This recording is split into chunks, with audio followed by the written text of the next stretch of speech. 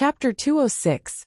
Loyal Spirit Mercenaries. After that, Jianchun continued to travel with the mercenary group and chatted with them. Jianchun and the group of mercenaries subconsciously grew closer together, while at the same time Jianchun had learned a thing or two about the group.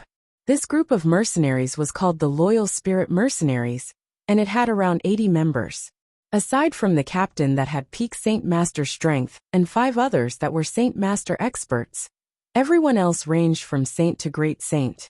As the night came, Jianchun and the Loyal Spirit Mercenaries would often talk for a while before retiring. But Jianchun would always take out his tent from his space belt, and then 2 monster cores in order to spend the rest of the night cultivating. As usual, the energy within the monster cores was absorbed into Jianchun's body at an alarming rate. However, the only difference this time was that the moment it entered Jianchun's body, it automatically rushed toward the violet and azure sword spirits within his dantian, without a single speck going toward Jianchun's own body for refinement. Right now both sword spirits were especially weak. Their strength wasn't anywhere close to its peak, so Jianchun didn't rush trying to improve his own strength. Instead, he chose to pass all of the energy he absorbed to the violet and azure sword spirits in order to help them recover. Since he could borrow the power of the sword spirits, he wanted to strengthen their power first, so that the power he could use would be even stronger. Now that Jianchun was a great Saint Master, he wasn't in such a frantic rush to improve his strength again. Although the berserk elements within the monster core's energy were quickly absorbed by the sword spirits, just randomly cultivating would only lead to a shaky foundation and affect his strength. The violet and azure sword spirits had taken the energy at a fast rate, even faster than Jianchun's original absorption rate. A single Class 4 monster core would be completely assimilated into the sword spirits in 2 hours. Taking in a deep breath, Jianchun was surprised by just how fast the sword spirits were absorbing the energy from within the monster cores. He didn't know just how much it would take for the sword spirits to recover, but the speed they were taking the energy had triumphed over his. With a Class 4 monster core completely gone within 2 hours, Jianchun could only be shocked at this speed. After all, a Class 4 monster core was not like a Class 3 monster core. If it took 2 hours to fully absorb a Class 3 monster core, then Jianchun would take the results begrudgingly. But for a Class 4 monster core, Jianchun couldn't afford to have that kind of result. Despite the fact that he could kill a Class 4 magical beast without a problem, they weren't as abundant in numbers as Class 3 or Class 2 magical beast. AI. It takes 2 hours to absorb a Class 4 monster core. And with 24 hours in a day, that means 12 Class 4 monster cores could be fully absorbed. What an extravagant waste. Jianchun sighed as he furrowed his eyebrows together. The night was very peaceful in the campground, but occasionally there was an odd sound. By morning, the sun dyed the lands a bright red as the Loyal Spirit Mercenaries packed up their tents while chattering. Soon afterward, the campfire came to life with a crackling sound. In his tent, Jianchun slowly opened his eyes and shook himself sober from his cultivational meditation. Walking out of his tent, Jianchun's eyes swept around, seeing only 40 men moving about and lighting campfires while packing up the tents. He noticed a few were already mounting the horses in preparation to move out. From some other tents, a few men slowly crawled out in a hazy stupor. A few of them were yawning continuously, a symbol of their lack of good sleep. Slowly shaking his head, Jianchun began to pack up his tent. "Hey Jianchun, did you get a good night's sleep?" Suddenly, a deep voice called out to him from behind. At the voice, Jianchun turned his head behind only to see a sturdy-looking man coming toward him. This man was someone Jianchun recognized. He was the leader of the Loyal Spirit Mercenaries, Hudolph. Quite well, yes. Jianchun responded with a laugh, though last night, he hadn't slept a wink. To be accurate, Jianchun hadn't ever slept frequently since he was young. The moment he had become a saint, he started to sleep less and less, and generally spent the nights cultivating. Sleep was nothing more than a waste of daylight. Although sleep was necessary to recover, when a person sleeps, their head becomes blank. Within this world of spirits and dreams, a person wouldn't be able to sense the passage of time, but the common man would waste this time by sleeping. A cultivator could enter a state of meditation and recover his spirit there. Through this method, not only would the spirit recover, but it would also improve faster than sleep would. Sleep was merely a way to recover spirit. The stronger experts of the world would be able to go day and night without sleeping. After an early breakfast, the loyal spirit mercenaries immediately set off for the road. Jianchen didn't have a mount to ride on, but instead rode within a crowded caravan on the way toward Wake City. In a flash, Jianchen had traveled with the loyal spirit mercenaries for an entire day. In that time, Jianchen had idly chatted and deepened his friendship with them all. At this moment, Jianchen sat within the crowded caravan with his eyes shut before slowly opening them. Staring outward with a cold glare, he spoke out. "Be careful, everyone. There's movement up front. It should be a magical beast." Hearing Jianchen's warning, the group paused as each one of them stared up ahead. However, no matter how much they strained their eyes, they could only see an empty plain in front of them with no strange object. "Jianchen, you're too sensitive. Everything's normal with nothing moving at all," a mercenary called back with a grumble. "Yeah, Jianchen, this type of talk shouldn't be said so casually. If you can't make sure of this in the future, then it's best to not joke about it," Hudolf reprimanded. Suddenly, just as Hudolf finished speaking, the land around them began to shake. "Captain, there's actually movement. Pay attention to the ground," a mercenary cried out the moment he realized the ground was shaking. "The earth is shaking. Could a group of mercenaries on mounts be passing by? Are we being attacked by a group of magical beasts?" As they spoke, each one of the loyal spirit mercenaries began to pay attention to the shaking of the ground with serious expressions on their faces. "Everyone prepare yourself for an attack," Hudolf cried out without hesitation toward his group of mercenaries. Each one of the loyal spirit mercenaries suddenly sprung into motion as they brought out their saint weapons. They arranged themselves into a serious battle formation, as if ready to fight a war. Chapter 207. Conflict with a giant beast. As the tremors in the ground became more apparent, everyone grew more and more serious as they tried to find out what exactly was causing the tremors. All the loyal spirit mercenaries clenched their weapons as they stared ahead. They heard many sounds coming from in front of them, but they still couldn't see anything. Each one of the mercenaries knew that if what Jianchen had said about a single magical beast was true, then this one was indeed a strong magical beast. "Everyone be careful. If we can't fight, then prepare to scatter," Hudolf barked in a serious tone. Just then, a man with an expensive robe and a weak-looking face came up from behind and moved next to Hudolf. "Captain Hudolf, what's happening? I just heard something about a magical beast heading our way. Is that true?" "Sire Hari, you should move back for now. We're not sure if it's safe yet, but based on the movements in front of us, it's either a group of mercenaries on mounts or a large amount of magical beasts. And it's not just one magical beast." Hudolf's voice was calm, but his expression was extremely serious. "Can the goods be saved?" the weak-looking man asked. "That's difficult to say." Hudolf shook his head. "Sire Hari, you should prepare to run for now.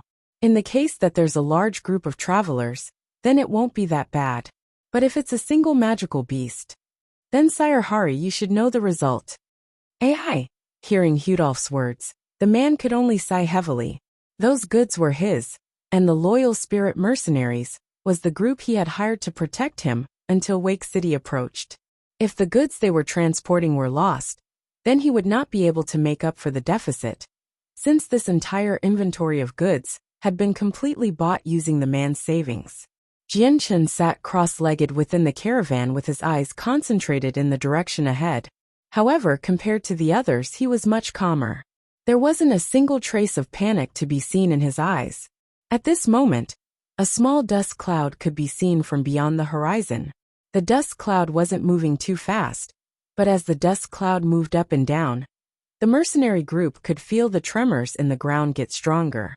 These shakes continued to spread further and further, within a large perimeter of several kilometers. By this point, everyone could finally see that the reason behind the dust cloud and tremors was indeed a magical beast. Everyone's faces grew whiter by a few shades. If it was a group of people that was causing the shakes, Then they would have been able to make way for the group to pass, or even give some money for a safe passage. But with a magical beast, there weren't any other options aside from fight or flight. The large magical beast, right in front of them, appeared to be a large gorilla that was 10 meters in height with brown fur. It stood up on 2 legs like a human, and walked similarly to a human as well. Step by step, it bounded towards them. That's a war beast. Seeing the large humanoid magical beast, Rudolph's face became priceless, and the furrow of his brows loosened significantly as well. A war beast, as the name implied, existed to fight. Not only were their physical defenses terrifyingly strong, but their strength was unparalleled and could overthrow city walls.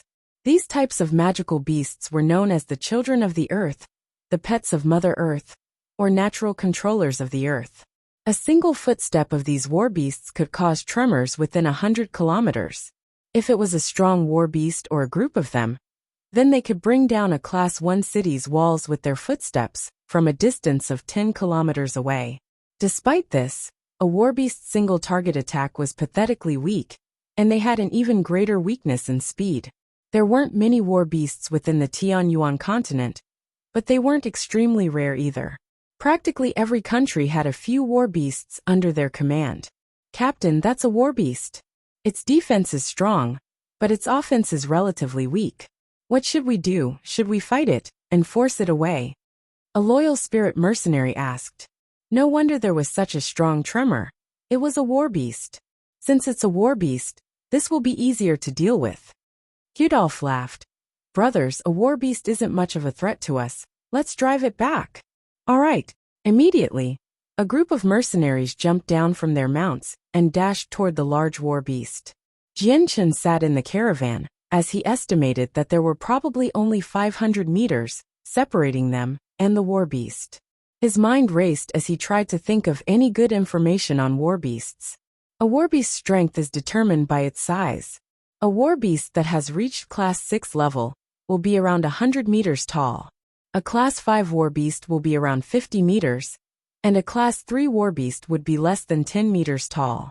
Judging from this war beast, it's a little over 10 meters, making it a Class 4 war beast. Jianchen muttered. A war beast's defenses are exceptionally strong. Even a magical crystal cannon would be unable to do damage to it. The stronger it is, the more terrifying its defenses are. It would be incredibly hard to kill one. Even the Dragon Clan during the peak of the magical beast era was said to have been unable to match with the warbeast's defenses. I'm not sure if I can penetrate through its defenses with my current strength. Oh, seeing a group of mercenaries charge toward it like a group of small ants, the warbeast let out a roar before stomping heavily on the ground. Bang! As an oppressive roar rang out, the ground around the warbeast began to fiercely shake. A series of web-like cracks ran through the ground in all directions. Soon, the area within the large perimeter was covered in cracks. The violent shaking of the ground had caused the caravans to sway violently. The force was so great that even Jianchen wasn't able to control himself, and fell to the ground. Creak! The caravans began to creak with a painful sound as the various commodities tumbled to the ground. Not too long after, dozens of caravans all collapsed. This kind of earthquake didn't affect the loyal spirit mercenaries at all. The group quickly arrived at the warbeast's feet and resolutely hacked at the warbeast's body with their Saint Force-filled Saint weapons. However, they didn't damage the giant warbeast at all. Even its fur had remained completely uncut. Ho! The large warbeast snarled angrily. It lifted one of its large legs into the air before firmly slamming it down towards a mercenary's head. That mercenary lazily rolled away and dodged the warbeast's foot. When the warbeast strongly slammed its foot into the ground with a seeming endless amount of force, the entire area shook violently once more. But what amazed everyone was the fact that when the warbeast lifted its leg, there was not a single trace of a crater to be seen from the blow. Chapter 208. Tihi Fearful Violet and Azure Sword Chi. The defenses of a warbeast are quite strong. Everyone put more strength into your attacks, combine them. Rudolph cried out as his saint weapon materialized in his right hand. With an explosive shout, a large amount of saint force surged into his weapon as he slashed down onto the warbeast. Just as Hudolf used his entire strength on that one strike, it didn't have any effect. The warbeast's skin remained undamaged like before, and not even a single strand of hair was cut. Damn it all! Hudolf couldn't help but curse out loud. Why is this warbeast so strong defensively? It's just standing there for me to kill. But I can't kill it. Captain, this warbeast is just too strong in terms of defense. We're not strong enough to harm its defenses, so what should we do, run away? A mercenary shouted to Hudolf. Captain, this warbeast is a Class 4 magical beast. Even if a great Saint Master can damage it, we surely cannot with our strength. It'd be for the best if we retreat. A gray-robed middle-aged man spoke to Hudolf from his side. That's right, Captain. We don't have any way of beating this warbeast.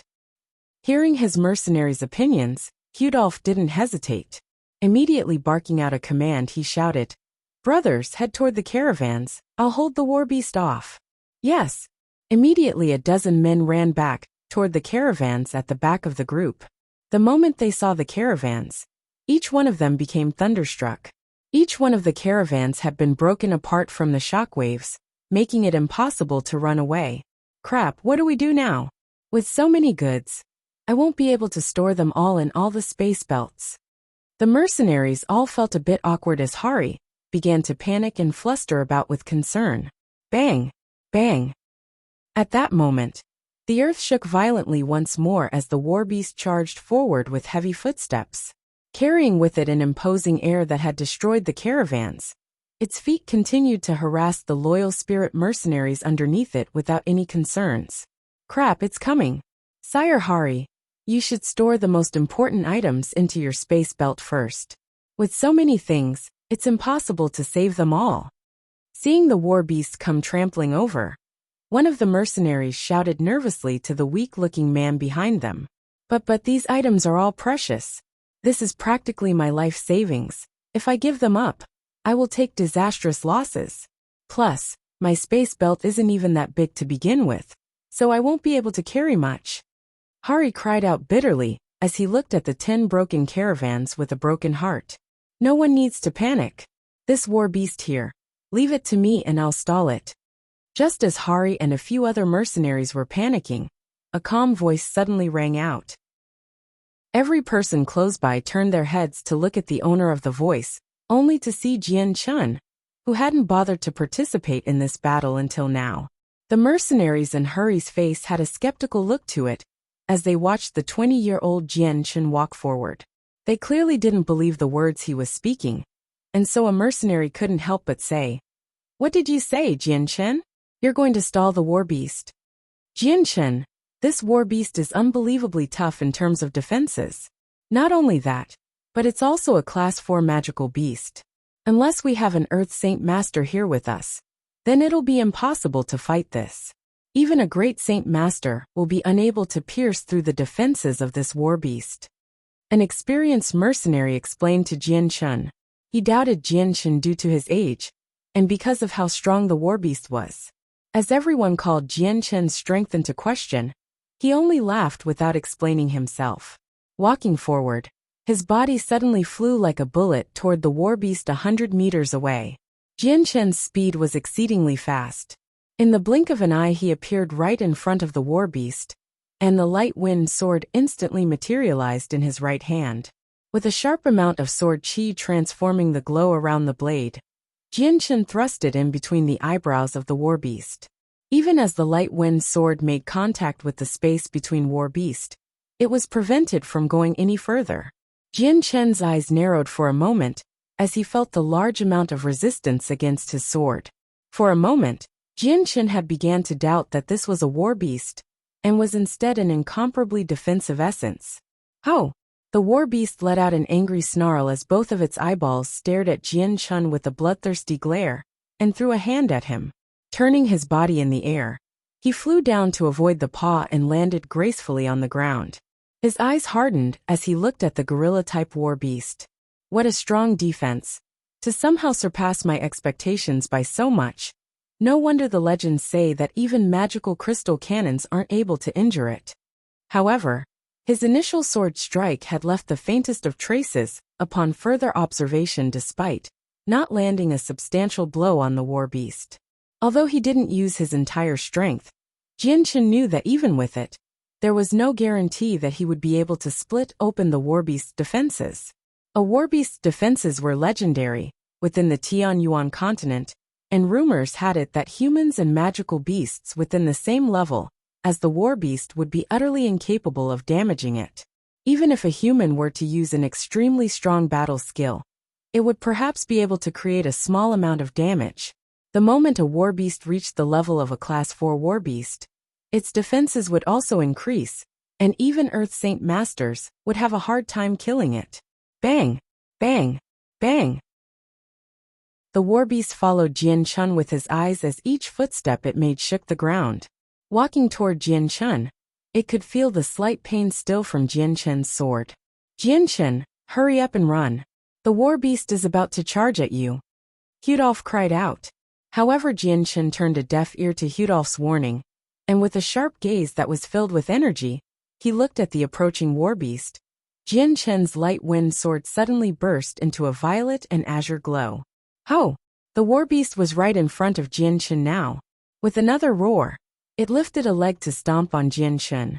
Jianchen dodged the following step by moving to the side, then jumped in between the warbeast's eyebrows. The light wind sword stabbed forward like a flash of lightning. This time, the moment the sharp light wind sword made contact with the eyebrows of the warbeast, it was almost as if the defenses no longer existed. The light wind sword easily stabbed through the warbeast's defenses straight into its skull. The warbeast's defense was like a piece of tofu in comparison to the light wind sword. The moment Jianchen stabbed it with his light wind sword, he felt no resistance at all. Ayo! The warbeast let out a miserable cry that reverberated through the air. Slowly, the howls of pain receded as the giant body slowly crashed to the ground. Jianchen pulled out his light wind sword from the skull of the warbeast, as a few bloody drops fell to the ground. Bang! The warbeast's gigantic body smashed against the ground, shaking the ground twice, sending a ton of dust flying up into the air. Chapter 209. Return to Wake City. Seeing the downed warbeast, every single loyal spirit mercenary's face instantly grew lifeless. At this moment, every single movement had stopped as if everyone had frozen. Their eyes were stuck on the warbeast, whose head was bleeding profusely, with looks of extreme disbelief. The Class 4 warbeast in front of them had a defense stronger than what any one of them could imagine. Even a great Saint Master would be hard-pressed to damage a warbeast, and an Earth Saint Master with a battle skill would still need to use an astounding amount of effort to kill it. To see this unbelievably tenacious warbeast killed by a youth, not even over the age of 20, everyone was incredibly shocked. No one had expected this type of power from a person they picked up on the way to Wake City. At that moment, every loyal spirit mercenary realized that this low-profile man traveling with them was actually a high-leveled expert. Jianchen didn't take notice of the shock of the loyal spirit mercenaries. At this moment, his mind was reeling from shock. He was surprised to learn that the violet and azure-colored sword spirit's power would be so strong. Despite his foreknowledge of it, Jianchen still couldn't help but be shocked by the extent of the power. By Jianchen's approximations, the defenses of the warbeast would be incredibly difficult for him to make even a substantial amount of damage. If he really wanted to injure the warbeast, he would need at least the strength of an Earth Saint Master, and yet with the power of the sword spirits, the warbeast's defenses were like tofu. They allowed for the light wind sword to pierce through the skull without the slightest bit of resistance. Now was also the time that Jianchen understood how terrifying the violet and azure sword spirits were. Although the sword chi was an extension of the sword spirits who were in a very weakened state, their power was still overwhelming. With this, Jianchen realized that he had the fighting strength of an Earth Saint Master. The warbeast is dead. Oh heavens! A warbeast was killed, and this warbeast was even at the Class 4 level in strength. Everyone had already returned to where the caravans were. One by one they expressed their feelings as everyone looked at Jianchen with the expressions of shock, while a few others had expressions of worship. The loyal spirit mercenaries' leader, Hudolf, let out a breath of air as he examined the ground where the dead warbeast lay.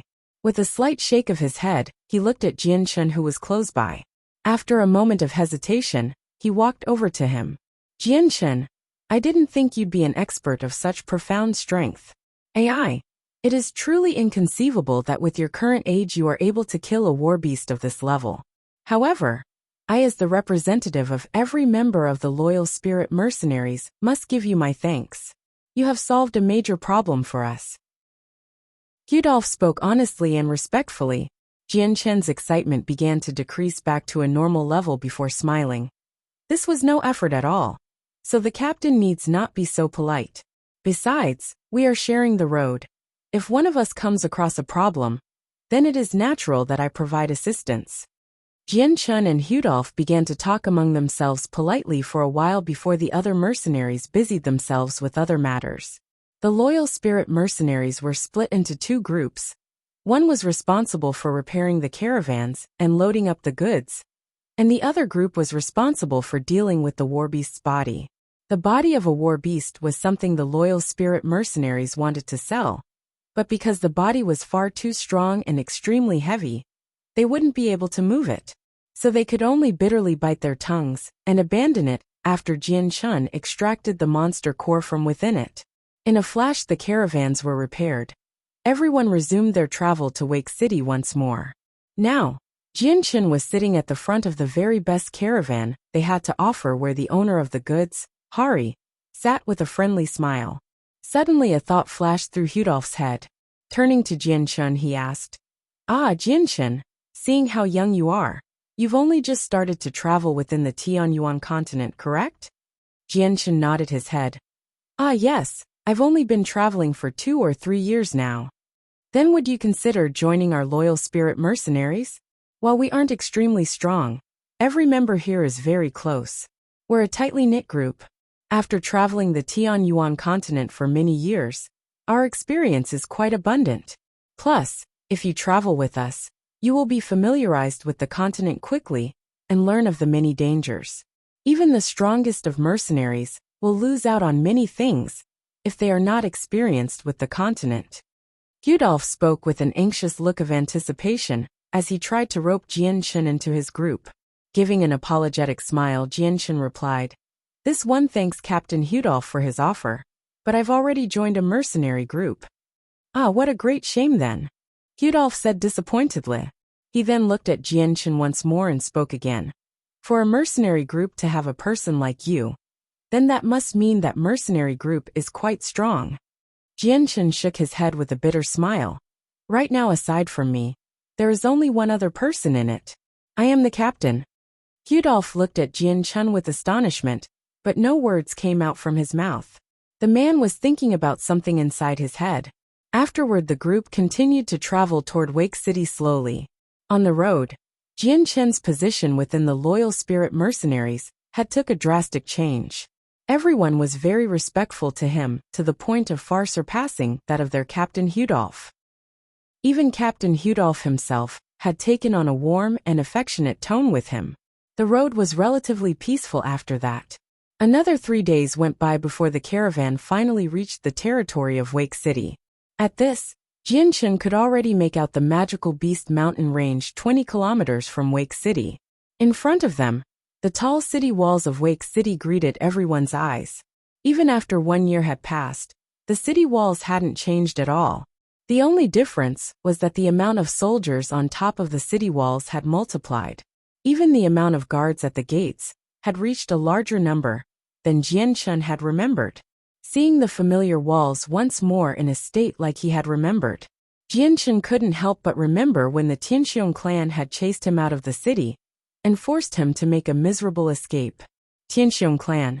Jianchun have returned. Chapter 210. A timely meeting in the restaurant. The caravan entered the city without any problems. Jianchun and the Loyal Spirit Mercenaries bid each other farewell and set about their own paths. Seeing Jianchun walk farther and farther away, Hudolph had a look of hesitation on his face as he sat on his mount. His head lowered in thought before biting his lips, as if he had reached a conclusion, before turning to look at this group of mercenaries. Brothers, after all of the goods are delivered properly, do not leave yet. There is one more matter I wish to talk to everyone about. Yes, Captain, the loyal spirit mercenaries all cried out in agreement. Although each one of them had some sort of question on their mind, not a single one of them said it out loud. Jianchen walked through the large streets, but unlike last time, Jianchen felt that the atmosphere in the city was heavier, as if some big event was about to happen soon. He then walked into a restaurant where people bustled about their business, and the sweet aroma of food wafted into his nose. Smelling the unique fragrance of meat and vegetables, Jianchen couldn't help but stop and admire the smell for a brief moment before continuing in. While he resided within the Huang village, Jianchen had spent many days with a simple meal and tea, and hadn't been able to eat any delicacies that only a city restaurant could offer. At the beckoning of a waitress, Jianchen sat at a table, so he could have a meal to eat. There was a window located by the table. Right now the day was already noon, so the restaurant was full of people. A group of sturdy-looking people sat near him and talked loudly over their meals. Do you know when this next magical beast wave will happen, or how long it'll last? The city lord made an announcement. The wave should occur within a few days' time. But according to the last wave, this wave might last for over 10 days. The sounds of chatter reached Jianchen's ears. The interesting tidbits he heard caused his ears to vibrate in interest. In thought, Jianchen muttered to himself, a wave of magical beasts. Could it be that the magical beasts from the Magical Beast Mountain Range are coming to besiege the city? If so, then it's no wonder that the atmosphere in the city is so tense. With that, Jianchen continued to eat his meal, while listening in on the men talking to each other. With each bite of food he made, he digested the information he heard. Hey look, isn't that the Zhou mercenaries? One voice in particular stood out to Jianchen, and the moment the words registered in his head, Jianchen immediately froze in place, as he was reaching out with his chopsticks to pick up a slice of meat. Slowly raising his head, he looked out the door of the restaurant only to see a group of 4 armored mercenaries with an impressive design walk into the building. These 4 mercenaries had the same exact armor, with an identical emblem imprinted on their armor. Aside from the helmets, these mercenaries looked to be the same exact ones like the ones Jianchen had met at the Magical Beast Mountain Range.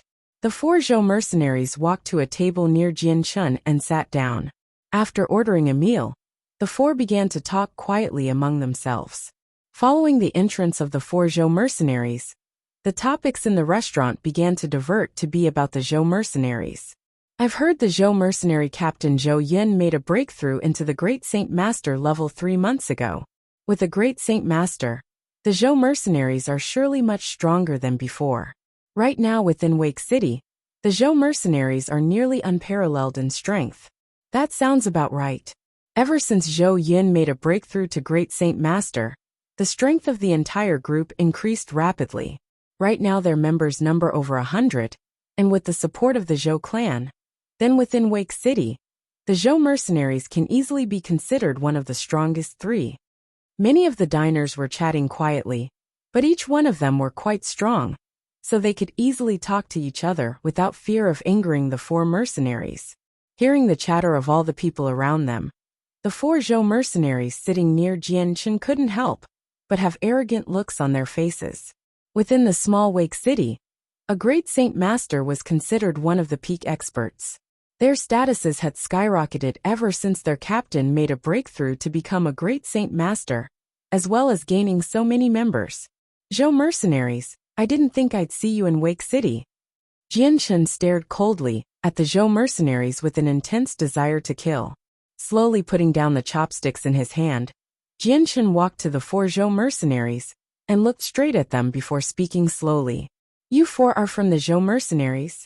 The 4 Zhou mercenaries all looked at Jianchen. From his tone and posture, the Zhou mercenaries could all tell that Jianchen was not favorable to them. In a flash, their own eyes stared coldly back at Jianchen. Correct, we are members of the Zhou mercenaries. Kid, who are you? Speak your name. A sturdy-looking mercenary said arrogantly to Jianchen. Everyone within the restaurant began to look at the interaction between the 4 Zhou mercenaries and Jianchen. Putting down their bowls and chopsticks, everyone tried to pay close attention to what they were saying, and started to prepare themselves, just in case a fight would happen. Oof, Jianshan snorted. There was a look of disdain on his face, as he remained quiet. Instead, the light wind sword instantly appeared in his hand, before spearing the throat of one of the Zhou mercenaries. Seeing the sword pierce their comrade's throat, the other 3 mercenaries were in shock for a brief moment, before recovering themselves, and crying out furiously, "To dare go against us Zhou mercenaries, do you seek death?" One roared as the other 2 members charged at Jianshan, with their saint weapons ready to slash at Jianshan. He pulled the light wind sword out from the dead mercenary with a smooth gesture, before it flashed silver once more. As the 3 saint weapons danced and flew at Jianshan, his sword flew out and cut through the throats of 2 of the mercenaries, and stopped right in front of the neck of the final remaining mercenary. As the saint weapon stopped briefly in front of his neck, the last mercenary quickly recalled his own saint weapon, with an extremely pale face. He didn't dare believe that a 20-year-old youth like Jianshan would be able to beat him. His strength was at the primary saint master level, but he was no match for a small youth like Jianshan. His eyes shook slightly as he turned his head to look at the 2 previously alive mercenaries by his side. His eyes could only see the small rivulet of blood pouring from their necks, before their bodies fell to the ground. At this, the final mercenary's courage broke as he felt panic in his heart. Hastily, he began to cry out for forgiveness. "Don't kill me, don't. Great swordsman, if there's something you want to say it. Just don't kill me. I'll do anything you want me to." Seeing the look of fright on the mercenary's face, Jianshan sneered. "Bring me to your general headquarters for the Zhou mercenaries, otherwise, I'll kill you here and now." Chapter 211. Judgment Day for the Zhou mercenaries. 1. With a sword pointing straight at his throat, the mercenary didn't dare to try and put up a courageous face. Without hesitating to answer Jianshan's request, he took him to the headquarters of the Zhou mercenaries with a look of alarm. Jianshan and the mercenary walked out of the restaurant, but within it, the previously silent building exploded with chatter, as everyone looked on with disbelief at the 3 dead corpses of the Zhou mercenaries. In shock, each diner started to chat to one another about the event that just happened in front of them. Who is that youth? His strength is unexpectedly high to be able to kill 3 Zhou mercenaries. I didn't even get to see his movements at all since they were so quick. What a truly shocking event. I am already 40 years old, but my strength hasn't even passed that of a primary saint master. But that youth is barely 20 years old, and he killed a few men that are around my strength in a flash. How inconceivable. That youth is far too strong. I estimate that he is at the great saint master level. Could it be the Zhou mercenaries have offended him, and he has come to take revenge today? The Zhou mercenaries' captain Zhou Yun also has the strength of a great saint master. They also have multiple saint master experts. This youth has raised the banners of war so quickly for the Zhou mercenaries' main army. I am not sure if he will even be an opponent for them. This mysterious expert youth surely has a vendetta against the Zhou mercenaries. After that marvelous fighting ability, I wish to see their fight. Right, there'll surely be a fight in a moment. Let's hurry up and go see it. Let's go. Everyone has to go see this once-in-a-lifetime event. After that, every single person in the restaurant cried out their approval, and stampeded out of the restaurant, practically leaving the place empty. Jianshan didn't bother to hold his light wind sword at the Zhou mercenary. Instead, he slowly walked behind him with a calm look as the 2 flowed through the streets. Although he wasn't paying much attention to the mercenary in front of him, if the mercenary wanted to run away, Jianshan's light wind sword would instantly pierce through his neck. Behind Jianshan, the group of people from the restaurant followed at a distance of 50 meters. The Zhou mercenaries were based within Wake City in a single central house. Right above the gates to the house, a single board written in fancy calligraphy had the words, "Zhou mercenaries," written on it, with a group of 4 heavily armored mercenaries standing right below it. Seeing the giant board on top of the gates, Jianshan couldn't help but have a gloomy yet dark smile on his face, as a flash of killing intent appeared within his eyes before following the mercenary to the headquarters. "This is the territory of the Zhou mercenaries. Speak your name." Just as Jianshan approached the giant gates, The guards at the gates blocked his path with a cold look and a loud shout. Humph! Jianchen snorted once more as the light wind sword appeared in his right hand. In a flash, the heavily armored mercenary had his throat pierced as blood began to spill all over the ground. The Zhou mercenary gripped at his neck with his hands as his face began to pale before ultimately, his body fell to the ground. Seeing their dead comrade on the ground, the other 3 mercenaries were all shocked. They quickly regained their bearings and cried out in anger. How brazen! To kill one of our Zhou mercenaries! You are impatient for death. Immediately 2 saint weapons flew at Jian Chun, as the last one retreated in between the gates to report the commotion. Suddenly, just as the 2 mercenaries moved into action, Jian Chen's light wind sword flashed silver and stabbed into the throats of the 2 before they could even react fast enough to register the sword. In a single moment, Jian Chun had killed 3 of the 4 guards at the gate, and the last one had escaped inside to warn the others. Staring coldly at the 3 dead bodies on the ground, Jian Chun looked at the board overhead. Zhou mercenaries, today is the day you will be eradicated from Wake City. With that, he leaped into the air with the faint glow of his light wind sword, and slashed apart the board symbolizing the Zhou mercenaries. After destroying the Zhou mercenaries' board, Jianchen immediately kicked apart the gates with a crashing noise. The wooden gates had been instantly blasted off the door hinges, before landing on the ground far away from him. Bang! Just as the large gates fell to the ground, a large sound reverberated through the air along with the doors breaking into pieces and flying everywhere in a storm of splinters. Humph! Who is so audacious to go and attack our Zhou mercenaries? At the same time, a furious voice called out to Jianchen from inside. Jianchen walked forward casually step by step. He walked with a gentle approach, as if he were on an evening stroll. Even his face was calm, as if he wasn't taking the Zhou mercenaries seriously. As Jianchen walked into the courtyard, the figures inside the house suddenly appeared in front of Jianchen's eye. In the previously empty space in front of him, a single blue-robed middle-aged man stood there. The man looked to be around 50 years old with a few scars adorning his face. They made his appearance rather frightening. Following the entrance of this man, another group of 20 people flew into the courtyard in quick succession, a few of them running while the others flew down from the ceiling. In a short moment, there was a total of over 100 men filling up the courtyard with Jianchen in the center surrounded. The man with the scarred face stared coldly at Jianchen as he measured him up. Kid, who are you and why are you here to fight with us Zhou mercenaries? Jianchen returned the glare as he looked around himself. Instead of answering the man, he asked his own question. Is this everyone from the Zhou mercenaries? Hearing this, the middle-aged man furrowed his eyebrows. What is the meaning of your question? Jianchen let out the smallest of smiles as his right hand clenched the light wind sword. A sharp amount of sword chi filled the air around it as he whispered. From here on out, Wake City will no longer have the Zhou mercenaries. Chapter 212. Judgment Day for the Zhou mercenaries. 2. When Jianchen's calm promise reached the ears of every Zhou mercenaries, their faces all changed abruptly. In an instant, every cold glare directed at Jianchen was replaced with a furious anger and killing desire. The scarred man had a look of fury, as well as his expression grew dark.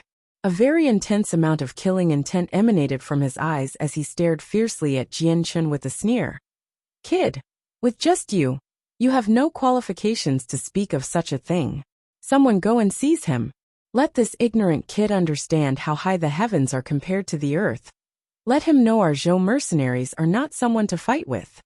As the man barked out an order, the surrounding mercenaries didn't hesitate for a moment, as each one of them materialized their saint weapons and charged at Jianchen from every possible angle. Jianchen let out a sneer as his body flickered out of sight. Just as the last of his body flickered away, the saint weapons from his enemies all hit nothing but air. Jianchen rapidly moved back and forth like a bolt of lightning as he lashed out with his light wind sword, easily stabbing mercenary after mercenary in the throat. His sword moved with a nimble grace, fast enough for the regular saints and great saints to die without knowing it. Each one of them crumpled to the ground as they were killed. Although it was Jianchan against over 100 men, The difference between the two sides was far too vast. So it had become a massacre for the Zhou mercenaries. In fact, for Jianchen, it was almost as if the Zhou mercenaries weren't even fighting back, since they were utterly incapable of capturing Jianchen. Under the quick sword of Jianchen, another 2 men met a quick death. Then in the time it took for one small breath, 8 people died to his sword. The battle lasted for another 5 small breaths, before the group of 100 men instantly fell down to half its original numbers. The scarred man looked on at the massacre Jianchen had made with a dazed expression. In just a matter of a few dozen seconds, Jianchen had managed to kill 50 people inconceivably quick. What frightened the scarred man was how fast and efficiently Jianchen had killed those men. Jianchen continued to flow through each opponent smoothly like water. With each movement he made, another man fell to his sword with blood flying through the air. The floor alone had begun to form a pool of mixed blood from each of Jianchen's victims. The merciless slaughter continued for a little longer, as each Zhou mercenary cried out a battle cry continuously. Unsurprisingly, not a single one of them who exchanged a blow with Jianchen had cried out in pain, since Jianchen had cut apart their throats and rendered them speechless. Some of them weren't even able to feel the pain before losing their life. After another 10 breaths, Jianchen had finally come to a stop and ended the one-sided massacre. At this moment, the entire courtyard was littered with the dead bodies of the Zhou mercenaries. There had been 100 of them, but after Jianchen was done with them, all 100 of them were scattered on top of each other. Each one of the bodies had a single wound to their neck that let blood flow freely onto the ground, dyeing it a crimson red. The stench of the blood began to waft up into the air, and would definitely make anyone vomit if they smelled it. By now, it was only the scarred man with a dozen other men right behind him that were left. All of them had sluggish looks on their faces, as if they couldn't believe what had just transpired. There used to be 100 people.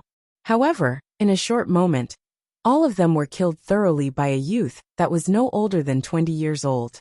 Even though they had personally witnessed the shocking massacre, they still couldn't believe it. The 11 people were terribly frightened, where they stood without a single voice escaping from them. Jianchen stared at the remaining people with a level expression, before a merciless grin slowly replaced it. The first 100 people he had killed were only those of the saint and great saint level. But these remaining people were the pillars of the Zhou mercenaries, who were all at least the level of a saint master. Without sparing any time, Jianchen's figure went into motion, as he flew toward the remaining dozen people. The light wind sword flew in a silver arc and effortlessly stabbed into the throats of 2 of the men, claiming the lives of 2 saint masters with ease. Now that Jianchen had made a breakthrough into the great saint master level, these saint masters were nothing more than weak ants in his eyes. Even his sword would be unavoidable to a saint master. Jianchen didn't have any intentions of letting a single Zhou mercenary escape.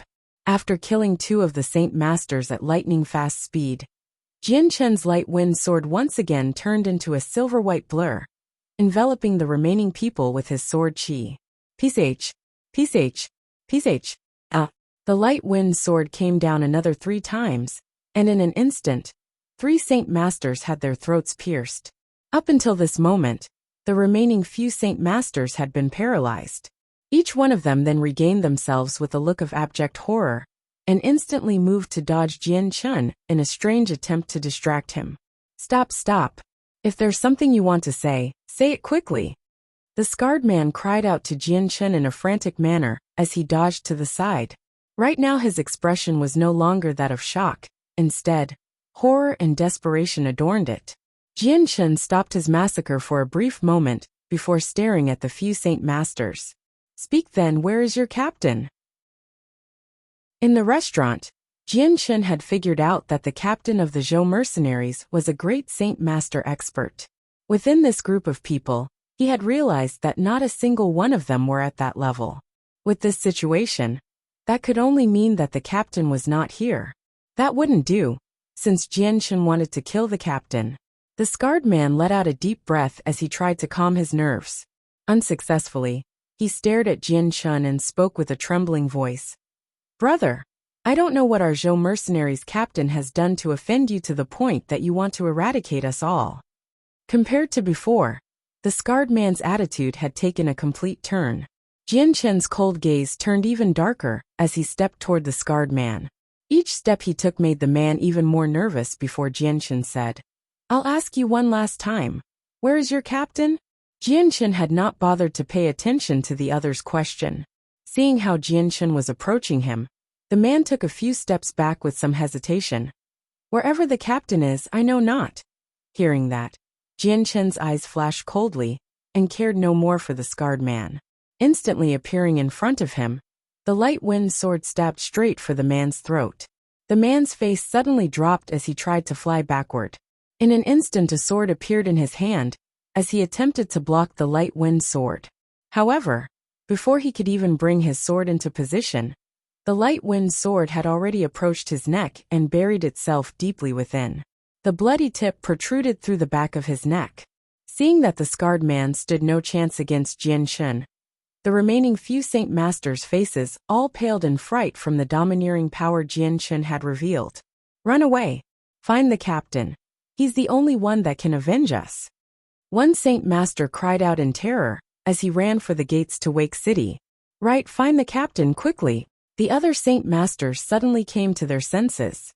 Without further hesitation, they each threw each other behind in their attempts to escape from the place. Jianshen slowly pulled the bloody light wind sword from the dead scarred man. Looking at the escaping Saint Masters, he sneered before following them on their way out.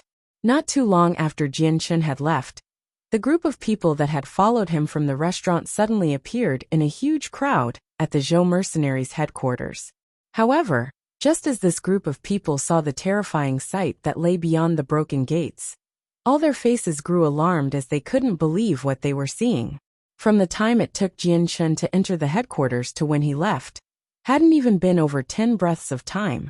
In such a short amount of time, the headquarters had been littered with corpses of over 100 men. Such a sight would astound anyone. Chapter 213.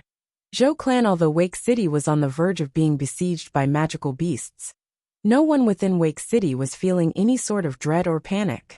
The only difference was that the atmosphere in the city was a little heavy, but the citizens continued on with their business as usual. The magical beast mountain range was very close to Wake City, about 20 kilometers away. It towered over the Class 3 city that was highly experienced, repelling waves of magical beast attacks.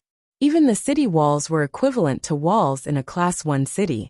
Every single time magical beasts attacked the city, this small Class 3 city would always stand straight and tall. So those who were born and raised in this city were all used to the besiegement of the magical beasts. Within Wake City, the city lord had announced the news, as well as posted the mission within the mercenary union. Practically every single mercenary had congregated within Wake City in preparation for the magical beast's attack. Nowadays, the streets within Wake City had more people than ever. If one were to look closely, one would notice most of the people walking the streets were mercenaries, who were also making most of the racket. "Out of the way, I said. Out of the way." At this moment, a loud and frantic voice rang through the streets, causing everyone to turn their heads. They could only see a few middle-aged men barreling through the streets desperately. Each one of them wore different colored robes, but the insignia on their chests were identical.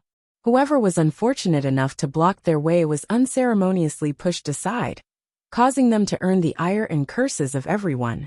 Some had grown violent, and the stronger men began to bring out their saint weapons, as if looking to make them pay for their crime. Look at their badges. Aren't they members of the Zhou mercenaries? They're really the Zhou mercenaries. Why are they in such a panicked state? It's almost as if they're being chased by someone. When a few of the people on the streets recognized the badges on the men, they were all surprised to see this strange event. Even the men that had been pushed out of the way by them suppressed their furious wrath and saint weapons the moment they heard that the group was from the Zhou mercenaries. The captain of the Zhou mercenaries, Zhou Yun, was a great saint master. This type of matter was not a small one within Wake City. After all, Wake City was a Class 3 city. A great saint master was considered to be the apex of experts within the city. Now that the Zhou mercenaries had a great saint master, Within their ranks, their identity had skyrocketed to become one of the strongest groups in the city. Now, not many people would dare to offend the Zhou mercenaries. These Zhou mercenaries members ran through the streets at a fast pace until they finally disappeared within the crowd. On the road, they attracted the flabbergasted eyes of the nearby bystanders. As soon as the Zhou mercenaries disappeared within the crowd, a white light suddenly shot through the crowd and chased after the Zhou mercenaries members from behind. What's happening? Could the Zhou mercenaries have run into trouble? That can't be.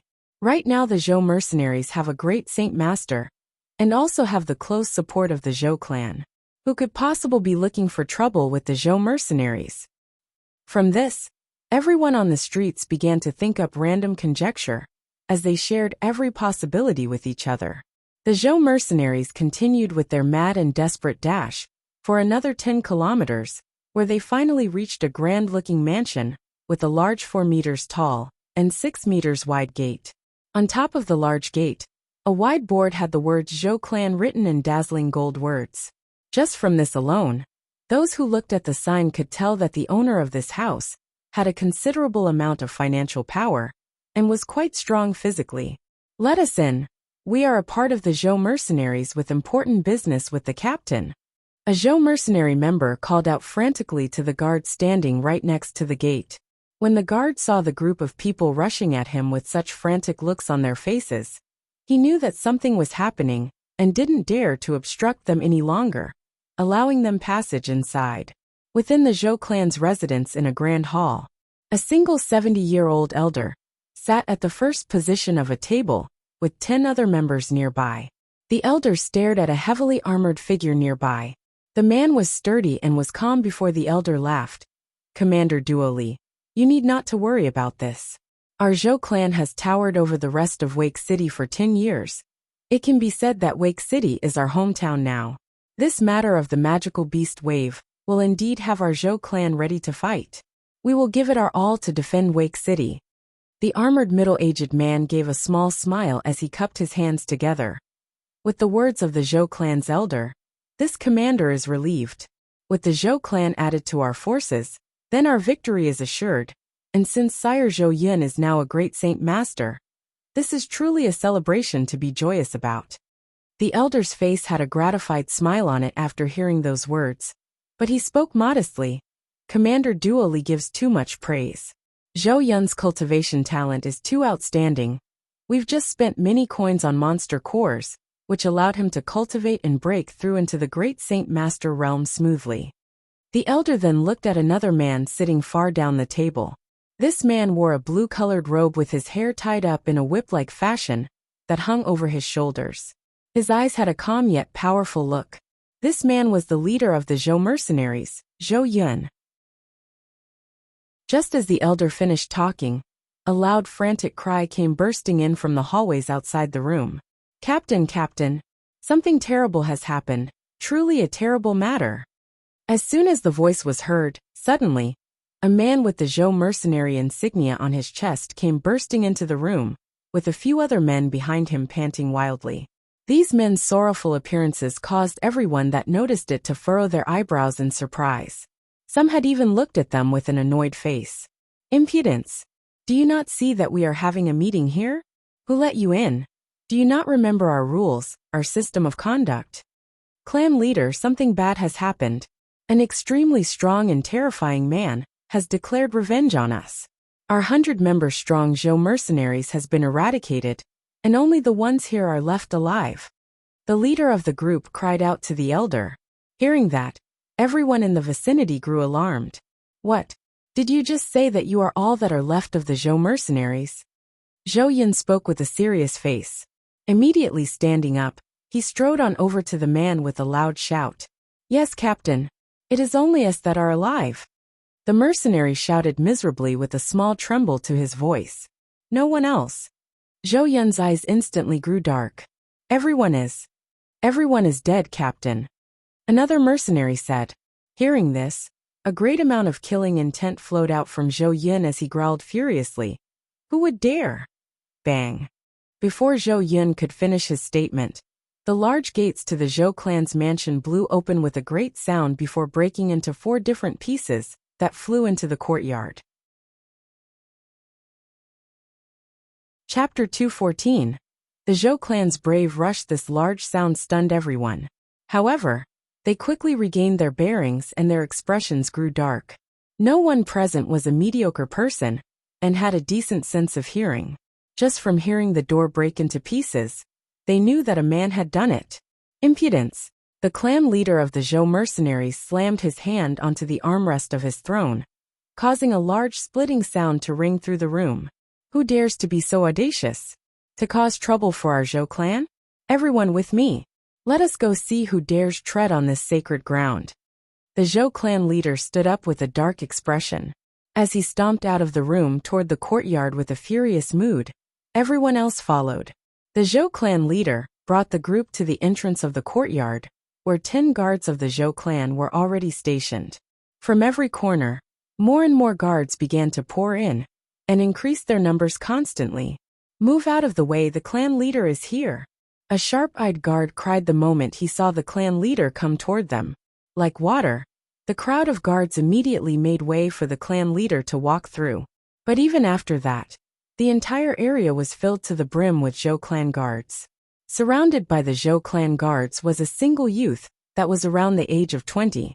The youth wore a white robe that seemed to be of an inferior material, but that did nothing to hide the characteristics of this youth. The youth was exceptionally handsome and had pale skin that emphasized his facial features. Although his expression was neutral, there was a charm in his eyes that would make any female that saw it go crazy. The moment they saw this 20-year-old youth, the Zhou clan leader's glare flashed with a cold look as he spoke out. Who are you to dare cause trouble for our Zhou clan? Do you think our Zhou clan is an easy target to bully? Jianchun returned the leader's stare with a calm one as he spoke to the elder. And who are you? Seeing the look of disdain from Jianchun, the frost in the Zhou clan leader's eyes intensified. This old man is the leader of the Zhou clan, Zhou Butong. Oh, so you're the leader of the Zhou clan? Jianchun had a faint smile on his face, as he cupped his hands together with a false smile. This one is called Jianchun. I've come to find a person. As long as the Zhou clan leader brings out this person, I will leave. Zhou Butong laughed angrily. Looking for someone? Haha, brat, you need a lesson on knowing who your superiors are. To dare demand something from the leader of the Zhou clan. Brat, within Wake City, the amount of people that would dare demand something from the Zhou clan are nearly none. You are the first. Jianchun laughed as well. It would appear that I should be happy about this. Zhou clan leader, I won't mince words with you. Do you know whether or not the leader of the Zhou mercenaries, Zhou Yun, is here? I am Zhou Yun. The moment Jianchun spoke, Zhou Yun walked forward from the crowd with eyes that emanated a killing intent, that felt as if he was a hungry wolf waiting to devour Jianchun. I've heard you've slaughtered my Zhou mercenaries in an instant, is that true? It is. Hearing those 2 words, Zhou Yun couldn't hold himself back. His eyes flashed dangerously as the killing intent flew out at Jianchun. Instantly, a long spear appeared within Zhou Yun's hand as he shouted, You dare destroy the mercenary group I spent 20 years creating? Youngster, it matters not who you are, I, Zhou Yun, will make you live a life worse than death and suffer from the eternal torment of the world. With this I will take revenge for my fallen brothers. A large amount of saint force flew from his saint weapon as he stabbed at Jianchun. Jianchun revealed a cold smile as the light wind sword appeared in his right hand and flew out at the same time as the spear. Ding! The light wind sword carried a large amount of sword chi as it struck against Zhou Yun's spear firmly. A large sound rang out into the air as the 2 saint weapons made contact with each other. In every possible direction a large shockwave spread out so dense that it could be seen by the naked eye. Along with the pulse of saint force, a large cloud of dust was kicked up and surrounded the area. At the same time, the weaker guards of the Zhou clan were forced back a few steps because of it. Sword met spear as Jianchun and Zhou Yun were locked in a stalemate. Immediately in between the 2 a white-colored glow appeared as the light wind sword suddenly shot toward Zhou Yun's throat. This sword was unbelievably fast, so much so that before Zhou Yun could react, It was already less than a foot away from his throat. Zhou Yun's face suddenly grew startled, but because of his countless years of battle experience, he remained calm under pressure and instantly kicked backward. At the same time, the long spear in his hands sprung back to him and went to block the sword. Ding! Just as Zhou Yun brought his spear in front of himself, the light wind sword slashed across the spear, transmitting a large amount of power through it. The power continued to transmit from the spear to Zhou Yun and forced him to stagger a few steps back. Although this wasn't a fatal attack, Zhou Yun's face was suddenly wet with perspiration as it went pale with shock. What a fast sword! It was so fast, I was almost too slow to dodge it.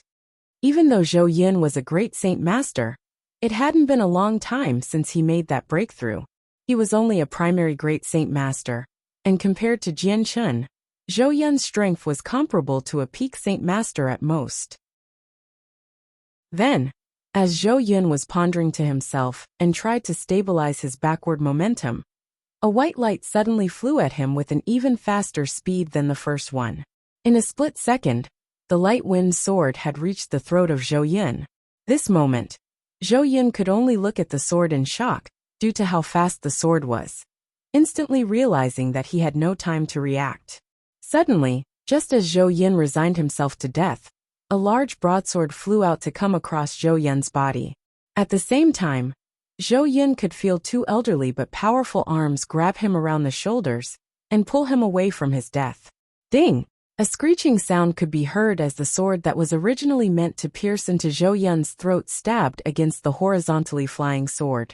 The owner of this sword had unexpectedly been the leader of the Zhou clan, Zhou Butong.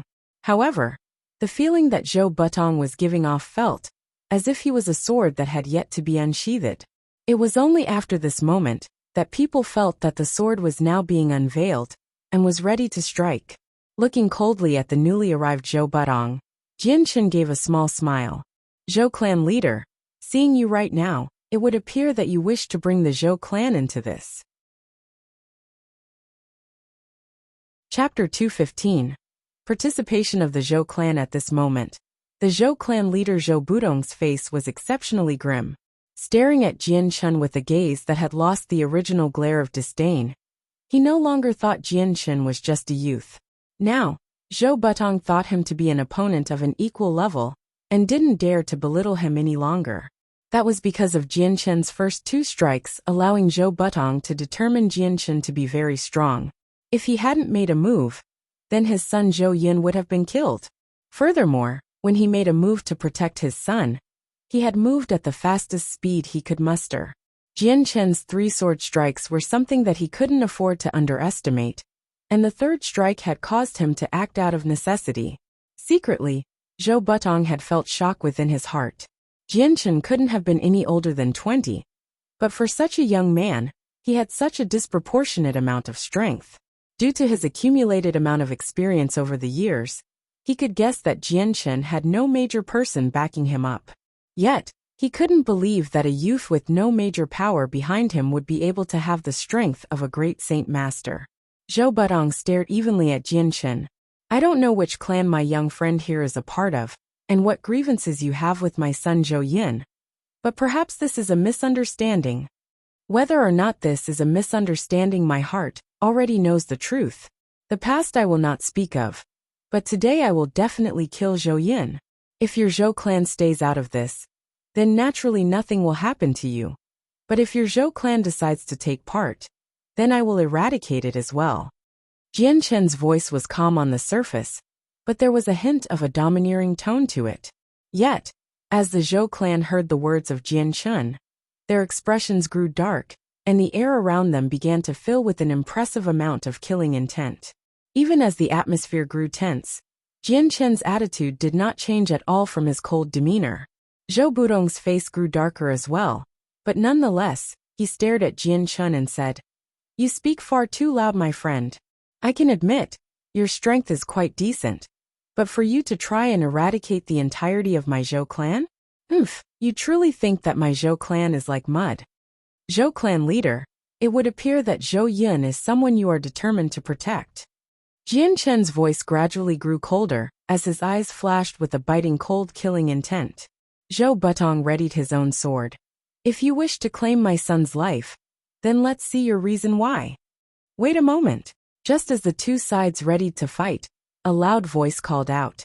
Looking to the source of the voice, both Jian Chun and Zhou Butong realized that it belonged to a heavily armored middle-aged man. The armored man walked forward before stopping in between Jian Chun and Zhou Butong. With a small smile to Jian Chun, he said, "Fellow brother, could your grievances with the Zhou clan be resolved with a small talk?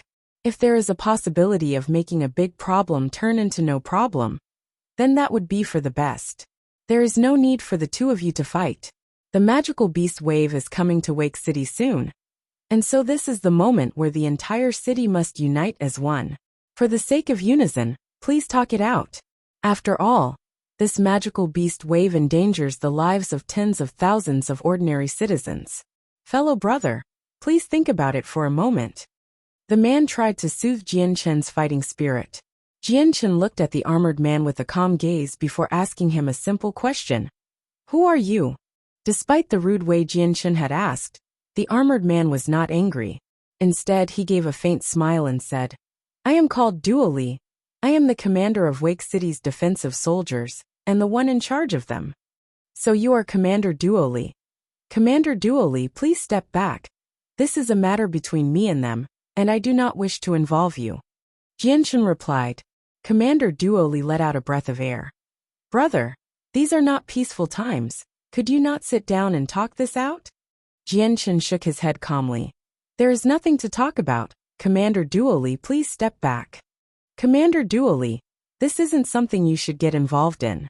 This ignorant youth wants to destroy my Zhou clan. Then I will let him know the true power of my Zhou clan.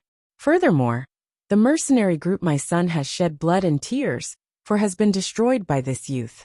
Speak, do you truly think there is room for discussion still?" Zhou Butong spoke as he looked at Jian Chun with the urge to kill. "Arrogant child, let me test you for myself." Suddenly, Zhou Butong's figure flew toward Jian Chun with his sword bursting with saint force, ready to split open Jian Chun as it flew down toward his head. Jian Chen's gaze frosted over as his light wind sword flew out to block the sword. Seeing that the situation had blown out of control, Commander Duo Li narrowed his eyes and muttered to himself, "Wake City is on the verge of being besieged by a magical beast wave. And although this youth is very young, his strength is at the great Saint Master level. With a strength like this, it is absolutely crucial that these two sides aren't harmed. If I want to resolve the grudge between these two, I need the city lord." With that, Commander Duo Li didn't hesitate anymore, and left the area headed toward the city lord's manor in a desperate rush. While he ran, Jian Chen was left within the Zhou clan's courtyard to fight against the entire Zhou clan. Zhou Butong was a great Saint Master who had reached the peak level 20 years ago. The distance left before reaching Earth Saint Master level was merely a step. It was only because of the danger in making the breakthrough to Earth Saint Master that caused him to stay at the Great Saint Master level. So for the past 20 years, he remained at the peak Great Saint Master level and refined his strength. The light wind sword in Jian Chen's hand danced in the air as it flew at Zhou Butong. Its movements flowed into each other, stroke by stroke, causing Zhou Butong to be shocked by Jian Chen's impeccable sword technique. He had to completely devoted himself to his fighting and used the full extent of the power of a great Saint Master. Despite that, he was still having trouble defending against Jian Chen, who seemed to be on an equal level to him. However, while Jian Chen continued to stab at Zhou Butong's sword, he had also begun to take away the lives of the Zhou clan guards one by one. Chapter 216. Great War of the Zhou clan. The fight continued for some time, as the guards from the Zhou clan gained 20 casualties. Despite that, Zhou Butong's face did not change. These guards were men that he had hired with money, and had no true affiliation with the Zhou clan. So as those guards died, Zhou Butong didn't care at all, and continued on. "Everyone forward, whoever can injure him. I will reward them with 1,000 purple coins. If you can capture him, then I will offer 10,000 purple coins." Zhou Butong ordered. When there was a hefty reward, there would be brave people. Upon hearing the rich treasure, all the guards' eyes heated up with greed, as they charged with no regard for their lives toward Jian Chun. Their saint weapons flew at him one by one in hopes of injuring him instead of capturing him. Jian Chun stared at the incoming saint weapons with a cold glare, before his light wind sword exploded into action, with his sword flying about everywhere. In an instant, the light wind sword slammed against each saint weapon far too fast for anyone to see. Ding! Ding! Ding! Ding! Following the dense concentration of saint weapons, smashing against each other, a good amount of the saint weapons suddenly broke in half. The moment the guards whose saint weapons broke, had their faces instantly turn pale, as they spat out a mouthful of blood, and immediately fell to the ground, signifying the death of at least 3 guards. The saint weapons shared a symbiotic relationship with their owners. The moment a saint weapon was injured, their owners would be injured as well. When the saint weapons broke under a serious situation, in the best-case scenario, the person would be unable to cultivate and be left as a cripple. In the worst case, they would die. Those who had their saint weapons snapped in half meant that their saint weapons were completely destroyed. Those who didn't die would wake up and begin their life anew as cripples. However, the allure of the heavy reward offered by Zhou Butong had poisoned the minds of the guards. Even after seeing their comrades fall, they were not frightened in the least. Instead, their ferocity had intensified now that they had less people that could possibly snatch away their prize. After all, it was 1,000 purple coins. For these normal saints and great saints, this was enough for them to live in peace and luxury for their entire lifetime. 1,000 purple coins was something they would never actually be able to earn in their lifetime. The white-robed Jian Chun continued to fly through the group of guards with his light wind sword continuing to flash with each swing. The Zhou clan guards fell to the ground one by one. In the beginning, there had been 100 guards, but after this short amount of time, only half of them remained.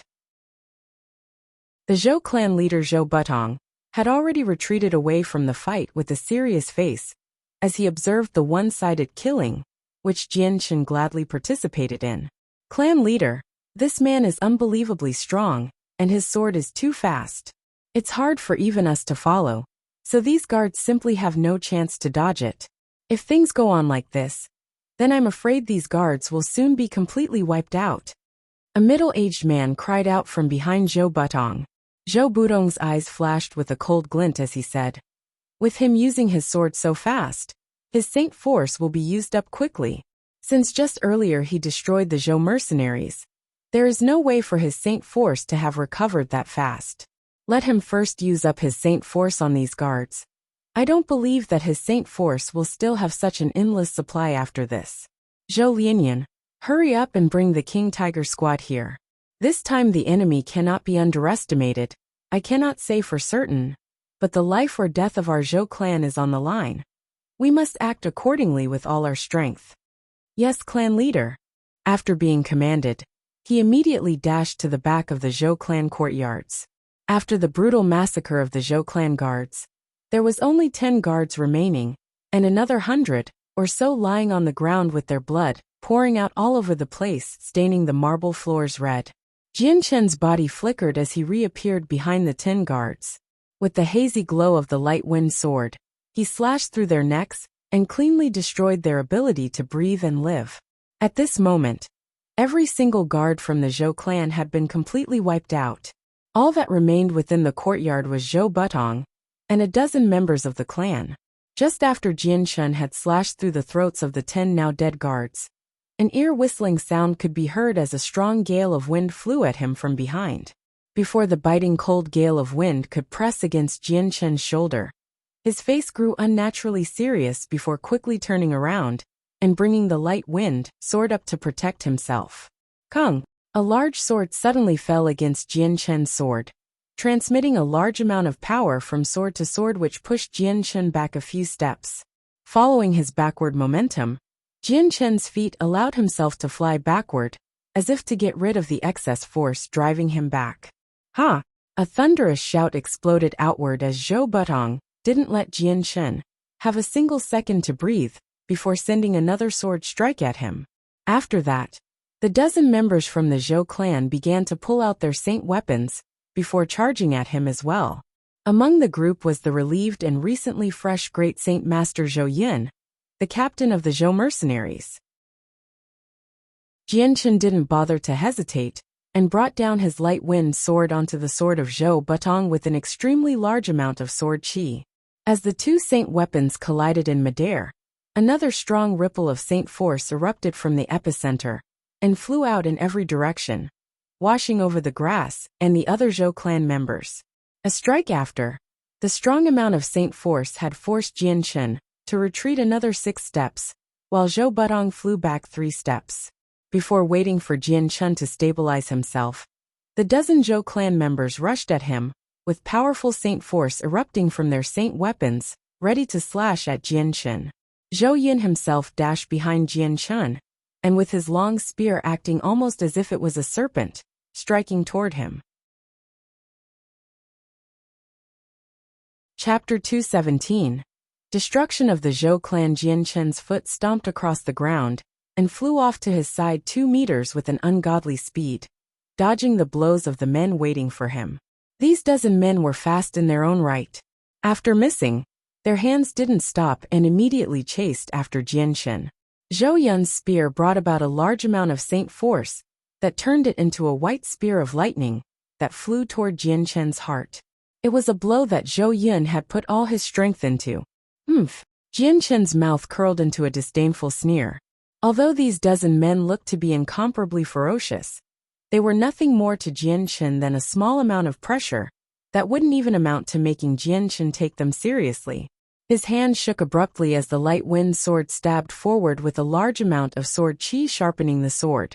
In a split second, the light wind sword had lashed out 10 times and bashed against the saint weapons that were coming at him still. Despite the light wind sword looking like a stick in comparison to the dozen saint weapons, the tiny sword that belonged to Jianchen contained an extraordinarily strong amount of power that the Zhou clan members could not compare to. As soon as the weapons made contact with each other, the Zhou clan members' saint weapons were forced away. The faces of the Zhou clan members suddenly went slack as they looked at the light wind sword in surprise. They hadn't thought that such a small sword would be able to contain so much power. The very moment both sides made contact, their saint weapons had actually transmitted enough force from the blow to paralyze their arms momentarily. Even as the men were in their shocked states, a white glow surrounded the light wind sword as it flew at an unbelievably fast speed, before streaking across the necks of the Zhou clan members, before they could even react. The dozen Zhou clan members immediately went rigid as their necks suddenly sprayed blood from their wounds. The amount of blood that poured out of their necks had then become a fountain that took away the very life that sustained their bodies. Among the group, aside from the great Saint Master Zhou Yin, who had narrowly escaped death, the other dozen members had their throats slashed apart by Jianchen's light wind sword. A single strike had killed a dozen men. Jianchen didn't cease his actions there. With another flicker of his body, he immediately leaped at Zhou Yin to strike. Seeing Jianchen come rushing at him, Zhou Yin immediately went pale with fright. After exchanging blows with Jianchen once, he already understood that he wasn't an opponent that could fight Jianchen and would be unable to survive against him for long. Zhou Yin simply wasn't a match for Jianchen alone, and so he immediately exploded backward in an attempt to retreat. "Brat, Zhou Butong will definitely make sure you won't leave here alive." Another shout exploded toward Jianchen as the wrathful Zhou Butong immediately flew in from the side in order to protect the escaping Zhou Yin. Right now, Zhou Butong's eyes were crimson with anger. The previous dozen Zhou clan members who had died were important members of the Zhou clan and served as the backbone of it. To the Zhou clan, they were what supported the clan, and each one had the strength of a saint master at the least. Each one of them had a mind full of business and practically controlled the Zhou clan in its financial affairs. Now that the pillars of the Zhou clan had been killed, this was a disastrous loss for the Zhou clan. Jianchen snorted. "Your Zhou clan had the chance to not get involved, but you insisted so much on being a part of this. The Zhou clan are all but gone now. If you wish to kill me, you simply have no chance now." With that, Jianchen didn't wait a second longer, and immediately brought down the light wind sword to strike at Zhou Butong. At that moment, a group of heavily armored men suddenly burst into the Zhou clan courtyards. This group of people had only 20 people around. Each member seemed to be disciplined, as if they were born to serve the military. Even as they rushed toward Jianchen, each step they made had been unanimous. Clan leader, the King Tiger squad has arrived. A middle-aged man cried out to Zhou Butong from the back of the group. Hearing that, Zhou Budong's eyes shook as he fiercely stabbed at Jianchen once more with his great sword before looking at the group of 20. King Tiger squad, hear me. I want you to kill this brat immediately. The King Tiger squad was the result of 30 years' worth of training and expenses from the Zhou clan. From a total amount of 300 people, each one of them had been embroiled in a series of close combat examinations before leaving behind only 20 men. These 20 men were the King Tiger squad and had the strongest of the Zhou clan in it. Yes, the 20 members of the King Tiger squad instantly cried out in answer and charged straight at Jianchen with their saint weapons at a blinding speed. Sensing the strong amount of qi radiating from the King Tiger squad, Jianchen felt a little bit of shock in his heart. Each and every single one of these 20 members were at the very least as strong as a saint master. This must be the Zhou clan's trump card. Jianchen thought to himself. Just as he thought about that, the King Tiger squad had already reached 100 meters within range of Jianchen with their saint weapons outstretched. At the same time, Zhou Budong and Zhou Yin both flew at Jianchen to strike simultaneously. Jianchen moved back a few steps in order to avoid Zhou Budong and Zhou Yin's strike. The light wind sword disappeared in a silver blur as it slid by the saint weapons of the King Tiger squad and flew at the throats of a few of their members. Following the traces of the light wind sword, it flew toward the King Tiger squad in a silver blur and slid across their throats, taking away their lives. In a flash, the 20 men from the King Tiger squad had been completely wiped out by Jianchen. Seeing how quickly the King Tiger squad was killed, Zhou Butong began to tremble furiously as his wrath grew to unprecedented levels. The King Tiger squad was an especially precious treasure to him, and were the elite task force that he had poured countless hours of training into. As Zhou Butong continued to think about this newest development, the sound of Jianchen's light wind sword emitted a bright glow of light that screeched at him as it stabbed toward his throat. Zhou Butong immediately lifted his sword to block the thrust of the light wind sword. But as the two made contact, the force from the light wind sword caused him to move a few steps back. Jianchen didn't give Zhou Butong any time to relax and immediately drew closer to him. His sword moved inexplicably fast as it lashed out once more. After that, the third and fourth strike had struck out simultaneously with a speed that rivaled the first two strikes. The fifth strike, the light wind sword disappeared within a blur of light as the phantom traces of the blade overlapped with its real body. This one strike was unbelievably fast, giving Zhou Butong no time to react. PCH. Zhou Budong's eyes could only widen as the light wind sword surpassed what he could react against and pierced through his throat. Chapter 218. The city lord Zhou Butong looked at the bloody light wind sword that had been stabbed through his throat with a look of utter disbelief. He didn't possibly think that a 20-year-old youth would be able to kill him so easily. Right now, Zhou Butong couldn't believe how strong he was. He thought he was in a dream. The events that had occurred in this hour had developed far too fast for him to take in.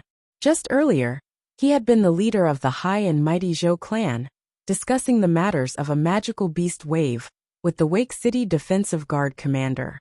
But now, not even half an hour after that, his Zhou clan had been completely destroyed. Zhou Butong heaved a heavy sigh in unwillingness before closing his eyes and allowing his elderly body to hit the ground slowly. Jianchen stared at Zhou Budong's fall to the ground coldly without any emotion. Thanks to the memories of his previous incarnation, his determination had been rather resolute.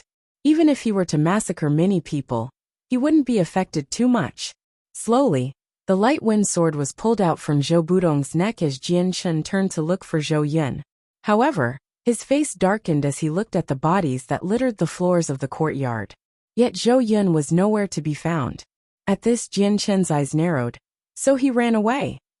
As he spoke, Jianchen looked at the dead bodies on the floor, before finally looking at the space belt on Zhou Budong's waist.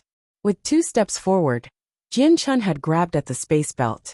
Zhou Budong was the leader of a clan after all. The items within his possession would surely be expensive. Just outside the corner of Jian Chun's eye, he noticed a single thread on Zhou Budong's neck. Hidden by the blood and cloth of Zhou Budong, Jian Chun had then finally found the secret the corpse was hiding. This hidden string was almost invisible to the naked eye. It had only been revealed after the blood dyed the string a shiny red, allowing Jian Chun to discover it. Jian Chun slowly parted the cloth away from Zhou Budong's bloody neck to reveal a ring tied to a piece of string that led down to his stomach. The moment Jian Chun found the space ring, his eyes began to sparkle as he cried out in surprise. "This is a space ring!" There was a large amount of happiness in his voice. This space ring had been personally hidden and worn by Zhou Budong. With such a secret, there would definitely be a hidden treasure within this. Pulling at the hidden space ring away from Zhou Budong's neck, Jian Chun was exceptionally happy. Although he hadn't yet looked at the items within, he stored it within his own space ring. He didn't have time to look at it for now, so he immediately rushed out of the courtyards. The moment Jian Chun had exited the courtyards, he immediately heard the sound of voices of a few men who had heard the fight take place in the courtyards. Everyone's faces were full of shock as they looked at the Zhou courtyard. Their unwavering gazes stared at the horrifying view, as if they couldn't believe what had just happened. The Zhou clan had been completely destroyed in an instant. "Out of the way! Out of the way! Everyone get out of the way!" At this moment, an extremely loud sound cried out from behind the group. The dense group of people standing near the Zhou clan courtyards immediately saw a group of heavily armored men with weapons who were running straight through them. Isn't that the city lord of Wake City? I didn't think he would come here as well." From the midst of everyone, a group of heavily armored men walked forward. One man in particular wearing a black robe stood tall. His eyes shined with a purpose as sharp as his sword. From the perspective of a regular person, the man's skin resembled that of copper, and combined with his stature, the man looked rather intimidating. This was the city lord of Wake City, Yunli. Under the protection of the city guards, the city lord of Wake City, Yunli continued to walk into the Zhou clan courtyards. Stepping through the gates, he could only see the large amount of bodies littered about. Yunli walked forward a few more steps before coming to a stop, as he looked at the corpses with a heavy expression. Finally, his eyes landed upon the dead body of Zhou Budong before his face became like stone. "Ai!" Yunli cried out as he closed his eyes sadly. Standing right next to him was the commander of Wake City's defensive guards, Duoli. Sighing, Duoli couldn't believe what he was seeing before speaking out with a dejected tone. "Lord, we came a moment too late." At this, Yunli once more opened his eyes as he stared at the multiple bodies strewn across the ground. Finally suppressing the sadness within his heart, he only then realized that every single man had a wound on their throats. It was only just that one wound, and Zhou Budong was no exception either. Duoli, the one that came here to declare revenge on the Zhou clan, was a single 20-year-old youth, correct? Yunli stared at Commander Duoli with a cold face. "Yes, my lord." From his appearances, his age was estimated to be around 20 years old, an exceptionally young face. Duoli spoke out frantically. Hearing this, Yunli went silent as he began to think. So the Zhou clan has been destroyed. This has weakened our defensive troops for the magical beast wave by a large amount. Yet with this young expert in our Wake City, if we can rope him in, we will be able to defend ourselves against the magical beasts with ease. The Lord is quite wise. Your subordinate here thought of the same thing. Duoli spoke out with a serious expression. "Come, he hasn't gone too far yet. Let us chase after him." Yunli began to walk even faster as he led Duoli and the group of guards out of the courtyard. Afterward, Yunli began to chase after the bloody footprints Jian Chun had left behind. Jian Chun slowly walked through the streets with furrowed eyebrows as he thought to himself. He had no idea how he would find Uncle Kendall's family. Wake City wasn't too small, but there was still a few 100,000 people. Just finding 2 people within a population like that was no simple task. Plus, right now Jian Chun couldn't even guarantee that Uncle Kendall's family was still living in Wake City, or if they had moved out of the city. To try and find the family would be like finding a needle in a haystack. Uncle Kendall, don't worry. No matter what, I will find your family and take care of them. I will definitely let them live happily for their entire lives. Jianchen muttered to himself. However, before he could fully commit himself to finding Kendall's family, he first had to deal with the Tianxiong clan. In the beginning, Jianchen had been forced to run away from Wake City thanks to the Tianxiong clan. This grudge he had for them could be said to be extremely deep and was unforgettable. He also knew that because he had killed Tianxiong Lai's son, Tianxiong Kong, their grudge against him was equally deep. This had gone far beyond what could be solved with words. One side would have to be wiped out. If he didn't deal with the Tianxiong clan, then Jianchen wouldn't dare to try to find news about Uncle Kendall's family. Otherwise, in case the Tianxiong clan found out there was a connection between him and Kendall's family, then they would try to place him in a trap that would be inescapable and unavoidable. Chapter 219. Invitation of the City Lord. Fellow brother, please wait a moment. As Jianchen continued walking, a sound suddenly rang out from behind, accompanied by the sounds of heavy footsteps. Jianchen's eyes furrowed together as he turned his head, only to see a squad of heavily armored soldiers running at him quickly, with two middle-aged men leading the squad. He looked at the armored pair of men with a suspicious look, although he realized one of them was the man he saw not too long ago, the commander of Wake City's defensive troops, Duo Li. Seeing these troops from Wake City approach him, Jianchen couldn't help but feel suspicious. He had no idea if these men were here for the sole purpose of capturing him, for his eradication of the Zhou clan. Yet while Jianchen didn't fear these men, he wanted to find Uncle Kendall's family within Wake City. It was for this reason that he wasn't yet willing to fight with the local ruler of Wake City. Fellow brother, please wait. Seeing Jianchen slow down, Duo Li called out to him once more as he urged his group to go faster. Jianchen looked at Duo Li and his group of men next to him before asking Duo Li, Commander Duo Li, is there a problem? Commander Duo Li revealed a cordial smile as he gave a salute to Jianchen. Fellow brother, this is the Lord of Wake City. He pointed to the middle-aged man next to him, the leader of Wake City. Jianchen was a bit startled. Immediately looking at the Lord, he cupped his hands together. So you are the Lord of Wake City. This one is Jianchen. Excuse this one for his lack of knowledge. When the city lord had first heard that Jianchen was a 20-year-old that had reached the Great Saint Master level, he originally thought that Jianchen was from a clan with a strong background. At this moment, he saw neither the rich robes or the air of arrogance, making his impression of Jianchen neither good nor bad. The Lord of Wake City cupped his hands together.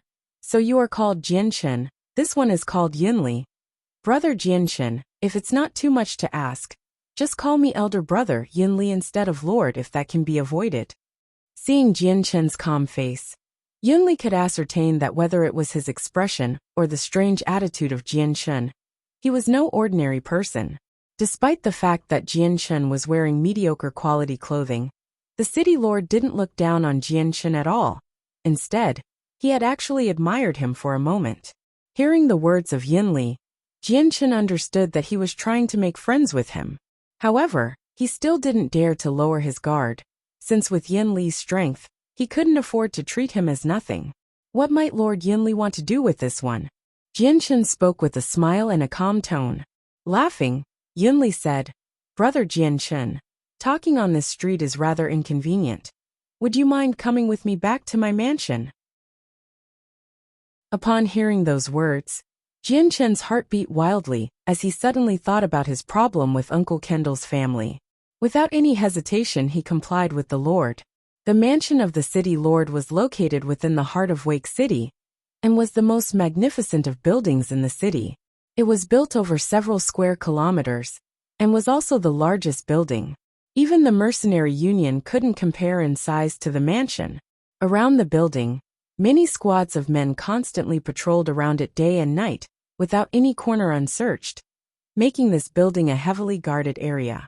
Within the mansion's main hall, the city lord Yinli had even given up his usual seat at the throne to instead lower himself to the status of Jianchen and sat on the same level as Jianchen. As they waited, a few female waitresses began to serve them by occasionally serving them a cup of tea. The two began to chat with each other for a while before finally getting down to the main problem. Brother Jianchen, I'm sure you realize that our Wake City is about to face off against a wave of magical beasts. This is a test of life or death for our Wake City. In the case that we fail to defend Wake City from these magical beasts, then the tens of thousands of people will become the meal of the magical beasts. So I sincerely hope that Brother Jianchen will lend his power to help defend Wake City. Yun Li's smile had faded from his face, and a serious look replaced it as he began to talk about this serious topic. Jianchen laughed. The city lord truly thinks too highly of this one. I am one who walks the path of solitude. What reason would I have to protect the population of Wake City from this wave of magical beasts? At Jianchen's words, Yun Li's face tightened as he realized Jianchen had no plans on protecting Wake City from the wave of magical beasts. Before he could say something, Jianchen continued to speak. However, since I'm already at Wake City, I may as well participate. Yet, whether or not Wake City survives the magical beast wave, this one cannot guarantee that.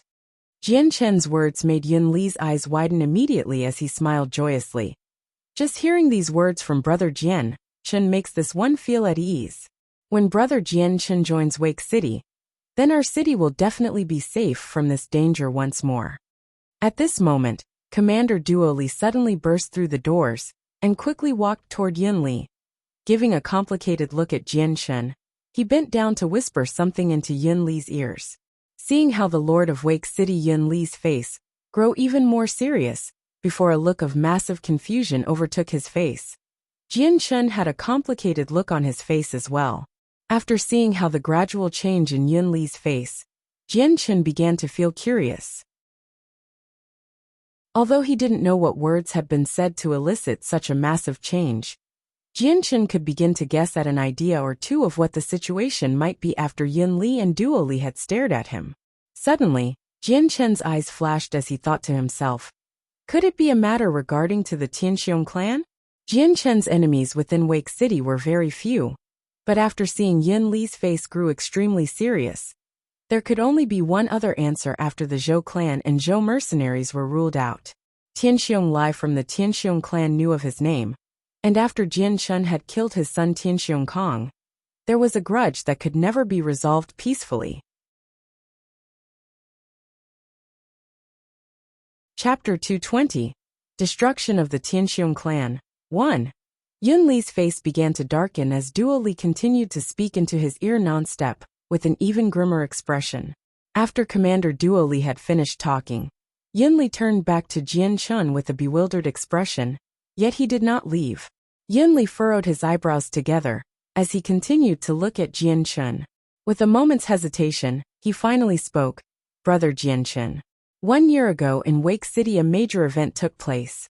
The number 1 clan in Wake City, the Tianxiong clan, had their young lord Tianxiong Kong killed by someone. And if this piece of information is reliable, then the person who killed Tianxiong Kong is a youth that isn't too far apart in age with you. Most importantly, this youth's name is also Jianchen. Surely that means the two of you are the same person. Hearing this, Jianchen's facial expressions didn't change at all. This type of end result was something he should have anticipated long ago. Without any other words, he smiled. The Lord is correct, that person is this one. Although he had long since guessed that this answer was coming, Yun Li still couldn't help but feel his heart rate speed up after hearing Jianchen's answer. Although this matter regarding Jianchen and the Tianxiong clan was completely unrelated to this magical beast wave, this was still a crucial moment where the lives of tens of thousands of citizens were at stake. This wasn't a time for them to be sloppy. The entire defense force had to be one cohesive unit in order to help defend Wake City. Whether it was Jianchen or the Tianxiong clan, they were still one of the bigger powers of Wake City. With this hatred between the two of them, it would bring about a huge headache for Yun Li since he knew that the two were like fire if put together. He was afraid that if they were to get too close to each other, then there would definitely be huge losses for everyone. If this was any other time, Yun Li wouldn't have cared. But at this moment where a wave of magical beasts would be coming soon, he definitely wanted to avoid the explosion that would happen in between them. At the very least, until the magical beast wave was over, he could not let Wake City lose any more power. Yinli looked at Jianchen seriously. Brother Jianchen, even I have heard about the grudge between you and the Tianxiong clan. And while I myself would like to stay out of it, Wake City is in a moment of crisis at the moment. We need to protect this city, so I would hope that you and the Tianxiong clan can put aside your differences temporarily until the wave is over. Would Brother Jianchen agree to this? Yinli spoke courteously. Since he had placed Jianchen in a high position now, he wouldn't dare try to belittle him whether or not he had the support of a clan. Jianchen shook his head as his eyes narrowed. Lord Yinli, I'm afraid my answer will disappoint you. Hearing this, Yinli's face dropped slightly. His heart knew that answer was coming, yet he still wasn't willing to let the question drop. With a heavy heart, he asked once more, Brother Jianchen, please pay attention to the current situation. Furthermore, the Tianxiong clan is even stronger than the Zhou clan. Despite the calamity they faced a year ago, and losing the #1 clan title in Wake City, they remained strong-willed. No matter how much they lost, the Tianxiong clan still is one of the strongest clans, and are not to be belittled. Jianchen's heart shook for a moment after listening to Yinli. Lord Yinli, aside from Tianxiong Lai, what other experts does the Tianxiong clan have? Yinli hesitated for a moment before saying, aside from Tianxiong Lai, there is another middle great Saint Master expert, who is the younger brother of Tianxiong Lai. His name is Tianxiong Daoyan. Other than that, Tianxiong Lai has a few connections with some of the captains of the stronger mercenary groups. If they were to unite, then their power would be extraordinarily terrifying. After finding out this piece of information, Jianchen's face still didn't make a change in expression. He simply had the same reaction as before while he sipped his cup of tea. Seeing how calm Jianchen was as if he didn't care at all for the Tianxiong clan, Yinli's inner thoughts were finally decided. He was afraid that Jianchen had an extremely strong background supporting him, but that couldn't be said for sure. He wasn't even sure if a high-leveled expert was protecting him either. Yinli was a meticulous person. The moment he saw that Jianchen didn't have any plans of letting the Tianxiong clan go, he didn't plan on trying to convince Jianchen anymore. To him now, Jianchen was worth far more than the Tianxiong clan was. Even if Jianchen had no background to support him, for a youth like him to be able to kill a great Saint Master, this was a talent that transcended the heavens. With some time, his achievements throughout the Tianyuan continent would be known to all. After Jianchen left the mansion, the sky had already turned dark. While he was still in the mansion, Jianchen didn't ask about Uncle Kendall's family. In his opinion, that matter would be best done when the matter between him and the Tianxiong clan was finished. This was the best and safest way to find out about Kendall's family. The day was already all but gone, and Jianchen had already fought in 2 different battles.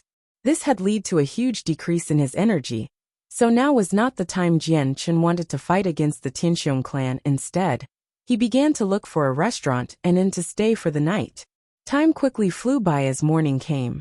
Jianchen opened his eyes from his sitting cultivation position. All of the energy he had used up yesterday had been completely recovered, making him able to operate at his peak condition once more. After Jianchen left the inn, he listened to the random discussions of the people outside regarding the total annihilation of both the Zhou mercenaries and Zhou clan. The Zhou clan and Zhou mercenaries had very strong reputations within Wake City, but for them to both be exterminated in such a short amount of time, this news had quickly spread throughout the city like wildfire. No matter if it was a small or large street, every person was talking about it. At the same time, every single major power within Wake City had immediately set out to scout for information the moment they heard about this. The Tianxiong clan used to be the #1 power in Wake City, and their might was known to everyone.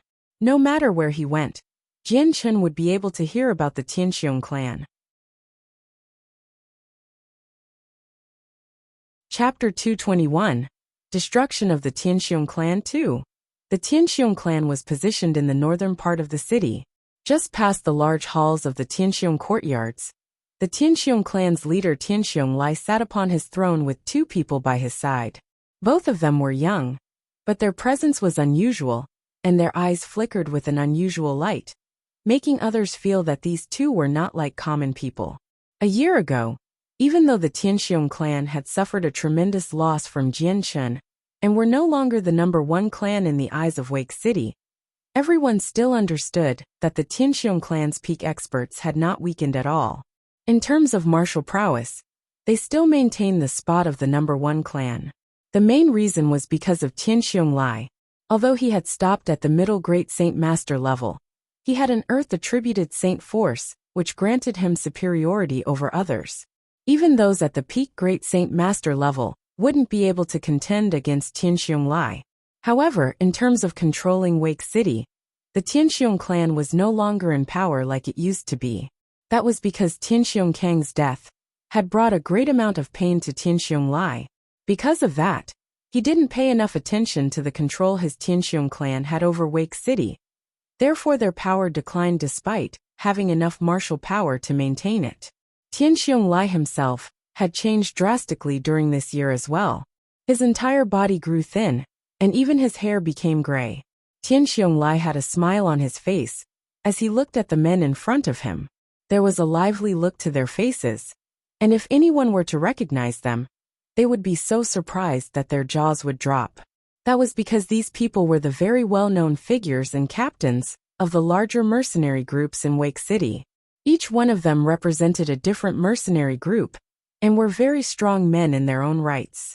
Each mercenary group had a number of over 100 people, with a strength that was not like most groups. Among the group in front of him, there were even two elders who held two different clans with large amounts of political power. These groups of men could even be said to hold an incredible amount of power within Wake City. It was only when something major was about to happen that they would all convene together. Otherwise it would be very hard for everyone to meet up. Thus anyone that saw this sight would be astonished. Fellow brothers, I've invited everyone here today for their assistance in helping me kill a person. Tianxiong Lai spoke out to the representatives of each mercenary group with a loud voice. Haha, Tianxiong Lai, we've been friends for over a dozen years now.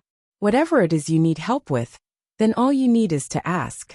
As long as I have the power, I will do it. After Tianxiong Lai had spoken, a sturdy-looking middle-aged man had answered him. That's right, Tianxiong Lai. With our friendship, whatever it is you need help with, you just have to ask. You don't have to beat around the bush like a virgin on her wedding night. Spoke a dark-tan man. He wore short pants, revealing bulges of muscle on his legs. From the looks of it, those legs looked as if they were capable of bending a steel plate in half with a simple kick. After that, the entire group of men began to call out their agreement to helping out Tianxiong Lai. After hearing this, Tianxiong Lai had a faint smile on his face as he sat there. Almost if he had remembered something, the smile on his face quickly receded. In a circle of emotions, Tianxiong Lai suddenly had a painful expression. Fellow brothers, do you still remember when my son Tianxiong Kong was killed a year ago? Hearing that, everyone looked at each other with a solemn face. However, no one spoke out. It was as if they were waiting for Tianxiong Lai to say something. Tianxiong Lai continued to speak. A year ago, a single youth entered Wake City and murdered my son Tianxiong Kong. Not only that, but he dealt a serious blow to my Tianxiong clan. And despite me personally chasing after him, it was to no avail due to his cunningness. Using the terrain of the magical Beast Mountain range to ambush and kill the experts of my Tianxiong clan. In the end, he finally escaped from my grasp. Tianxiong Lai's face began to grow more and more wrathful as he talked. He despised Jianchen down to the bone, because not only did Jianchen kill his son Tianxiong Kong, but he had even played around with Tianxiong Lai while in the magical Beast Mountain range. To him, this was a personal disgrace. He had never been beaten to such a miserable degree by anyone of a lower level of strength like this before. Tianxiong Lai, could it be the murderer of your son has returned to Wake City once more? The dark-skinned person from before spoke out once more. Tian Xiong nodded his head slightly. Surely everyone has heard about the major event yesterday. Not only was the Zhou mercenaries eradicated, but the Zhou clan itself was destroyed in a single day. However, after a small investigation, the man who destroyed both the Zhou clan and Zhou mercenaries was a 20-year-old youth named Jian Shen. Everyone's face immediately hardened like stone the moment they heard that final sentence, along with a mixture of extreme shock. They had already heard about the massacre of the Zhou clan, but they hadn't known as much about the matter as Tian Xiong. What surprised them the most was that the person who had destroyed both groups in a single day was merely a 20-year-old youth. This was all but inconceivable to them. Immediately the whole group went quiet as they processed this piece of information. After a while, an elder broke the silence. Tian Xiong, this Jian Chun who destroyed the Zhou clan. He surely must not be weak at all. Tian Xiong shook his head slightly with furrowed eyebrows. I fought against him a year ago, and understood his strength quite well. At the most, he was nothing more than a saint master, and wasn't even able of handling a single blow from me. Yet, he was also extremely fast, so that even as I chased him I had to use quite a large amount of energy. Because of this he escaped from me. Furthermore, his sword strokes were extremely fast as well. Anyone on his level of strength would simply not have enough time to react. And in that moment, he was able to kill the saint masters of my clan in the magical Beast Mountain range. Although this was a year ago, even if he was able to improve his strength, there must be a limit. Even a genius with an outstanding potential would not be able to make a breakthrough from a saint master to the peak great saint master, or earth saint master, in the span of a single year. So it is my guess that he had some help with eradicating the Zhou clan. Tian Xiong, do you mean to ask if you want our help to capture the assassin who killed your son? A regular-looking man asked. I've invited everyone here today not to help capture him, but to help block him if he tries to escape once more. I do not wish for him to slip away from my grasp again. And if he truly does dare to appear within Wake City, then I, Tian Xiong, swear that he will not leave the city alive. Tian Xiong pledged. As he spoke, his tone gradually grew colder and colder, as his eyes began to spark with a killing intent. Chapter 222. Destruction of the Tianxiong clan 3. While the group of people within the hall conversed with each other, a 20-year-old youth, wearing a white robe, walked to the Tianxiong clan's gates. He was rather handsome with a face that could only be described as perfect. Adding his natural charm to his personality, he could definitely not be considered someone of normal status. This youth was Jian Chen. Seeing the main halls, Jian Chen's eyes sparked with a huge desire to kill. The memory of when he had first been chased by Tian Xiong out of Wake City was still quite clear in his mind. Jian Chen was normally not a man who would thought narrow-mindedly, but against the Tian Xiong clan, he would not let them go. Return kindness with kindness, and return animosity with animosity. If there was a trickle of kindness, return it with a gushing spring of kindness. If the hatred was carved deep within the bones, then return the favor 100 times back. This was the personal motto that Jian Chen had carried with him from his time as a hermit in his past world. Even today, Jian Chen had not changed his style of thought. The courtyard of the Tianxiong clan was rather simple, with gates that were tall and remained open without a problem. Upon looking in, one could see 8 sturdy and resilient men who would return the stares with a bright eye. Jian Chen slowed down his pace as he calmly walked toward the open courtyard, as if he was taking a walk.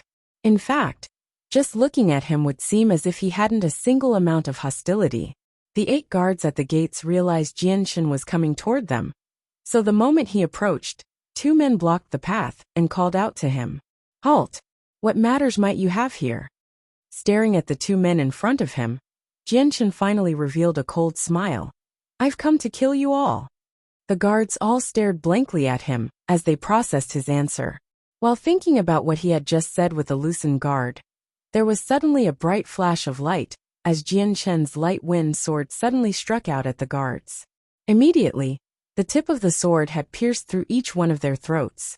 Jian Chen's attack had been too sudden, and for these guards who only possessed the strength of a great saint, They weren't even able to pull out their saint weapons.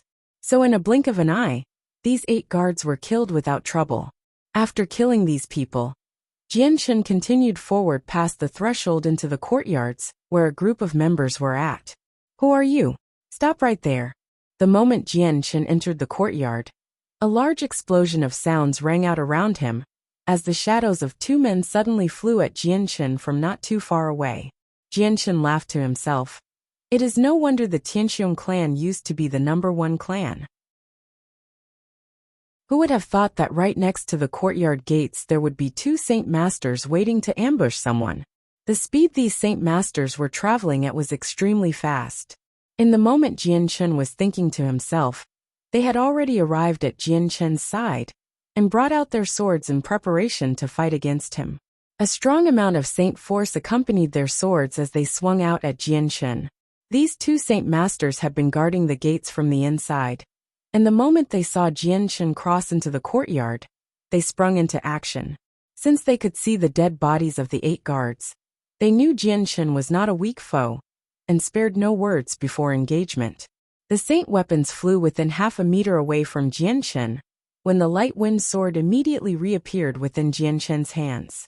With a silver arc of light, the light wind sword flew out at the 2 swords with an inconceivable speed.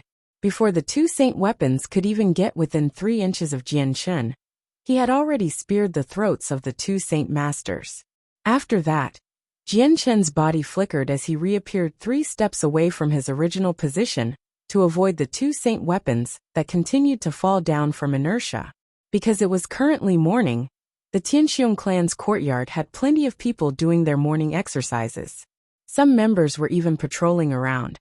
But the moment they had seen Jianchen kill the 2 Saint Masters, they had naturally stopped where they were and cried out a warning.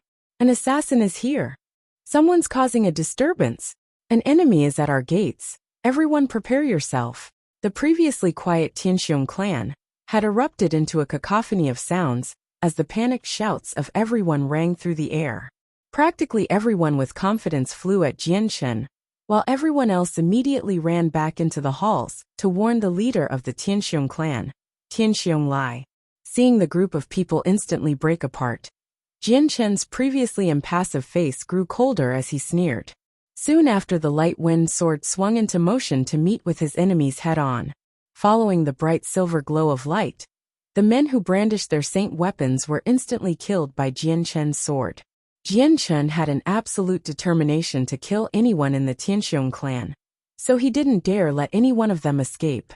As the shouts and cries grew louder, more and more people from the Tianxiong clan were startled awake, and they all began to run toward the origin of the sound. Although the clan had fallen a bit the past year, it had originally been Wake City's #1 clan, so one couldn't underestimate the clan's strength. The amount of people in the courtyard alone was quite large. As more and more people rushed over, Jianchen gradually became surrounded. Within the main halls of the Tianxiong clan, Tianxiong Lai was consulting with the few captains of the mercenary groups. But the moment he had heard the sounds of battle outside, his eyebrows furrowed together in confusion. Even the mercenary captains all looked at each other with doubt and puzzlement as they tried to think of what could be happening. What's happening outside? Why is there so much noise? Tianxiong Lai cried out in complaint to those around him. Clan leader, there is a man who's causing trouble with our Tianxiong clan. Without warning, he has already killed 10 of our guards. A man hurriedly cried out as he came running into the halls. Tianxiong Lai's eyes grew furious as he thundered. What? So someone dared to cause trouble for our Tianxiong clan? Yes, my lord. That man is extremely strong. And even the 2 Saint Master guards were killed by him. The man replied.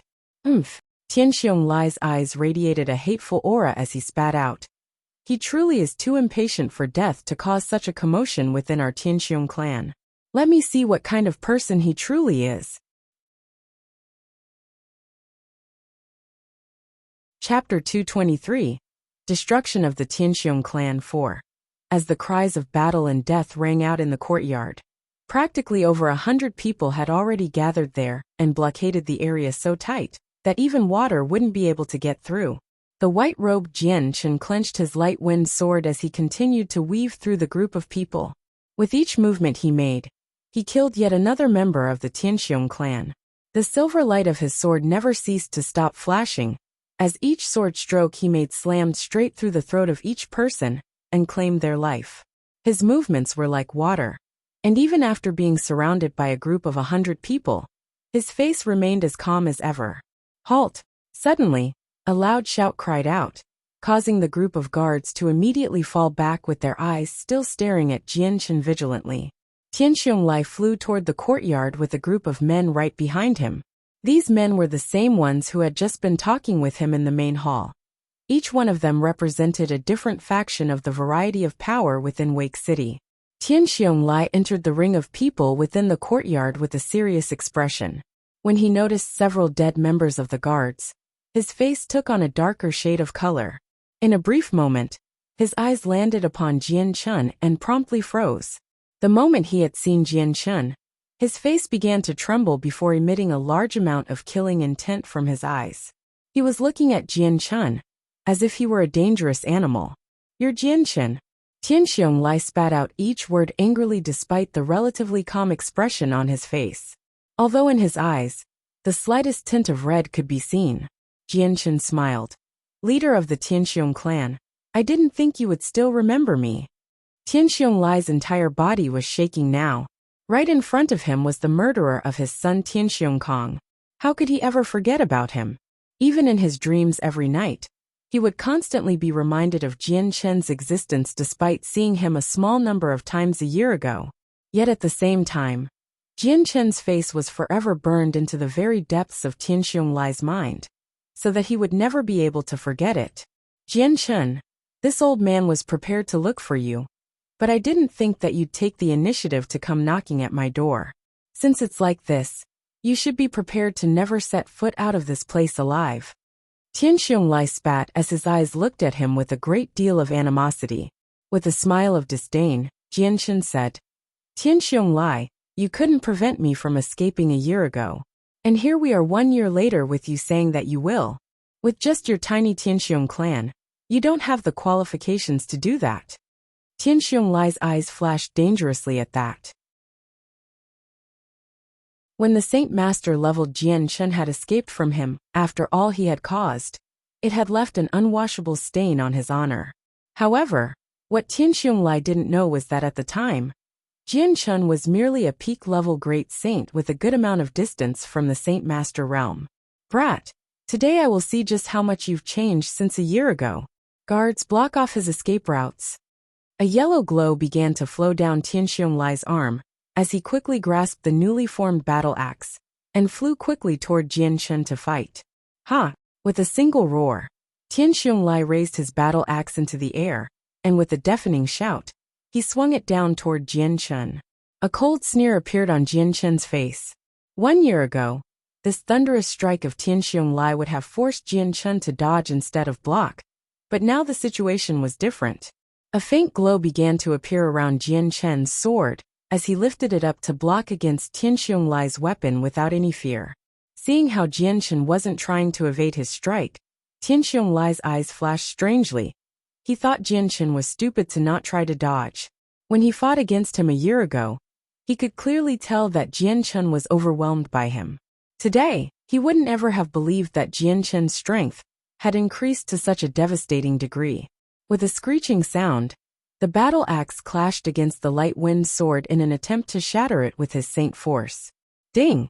The two weapons clashed against each other with a loud bang, as the saint force within the weapons repulsed each other, and scattered out in massive ripples of energy visible to the naked eye. Upon reaching the stone floors below, they instantly cracked and split, as if made of tofu with a series of cobweb-like cracks spreading everywhere. After the weapons had slammed against each other, Tianxiong Lai's eyes widened as he looked at Jian Chen in disbelief. Reflected deep within his eyes, fear began to surface.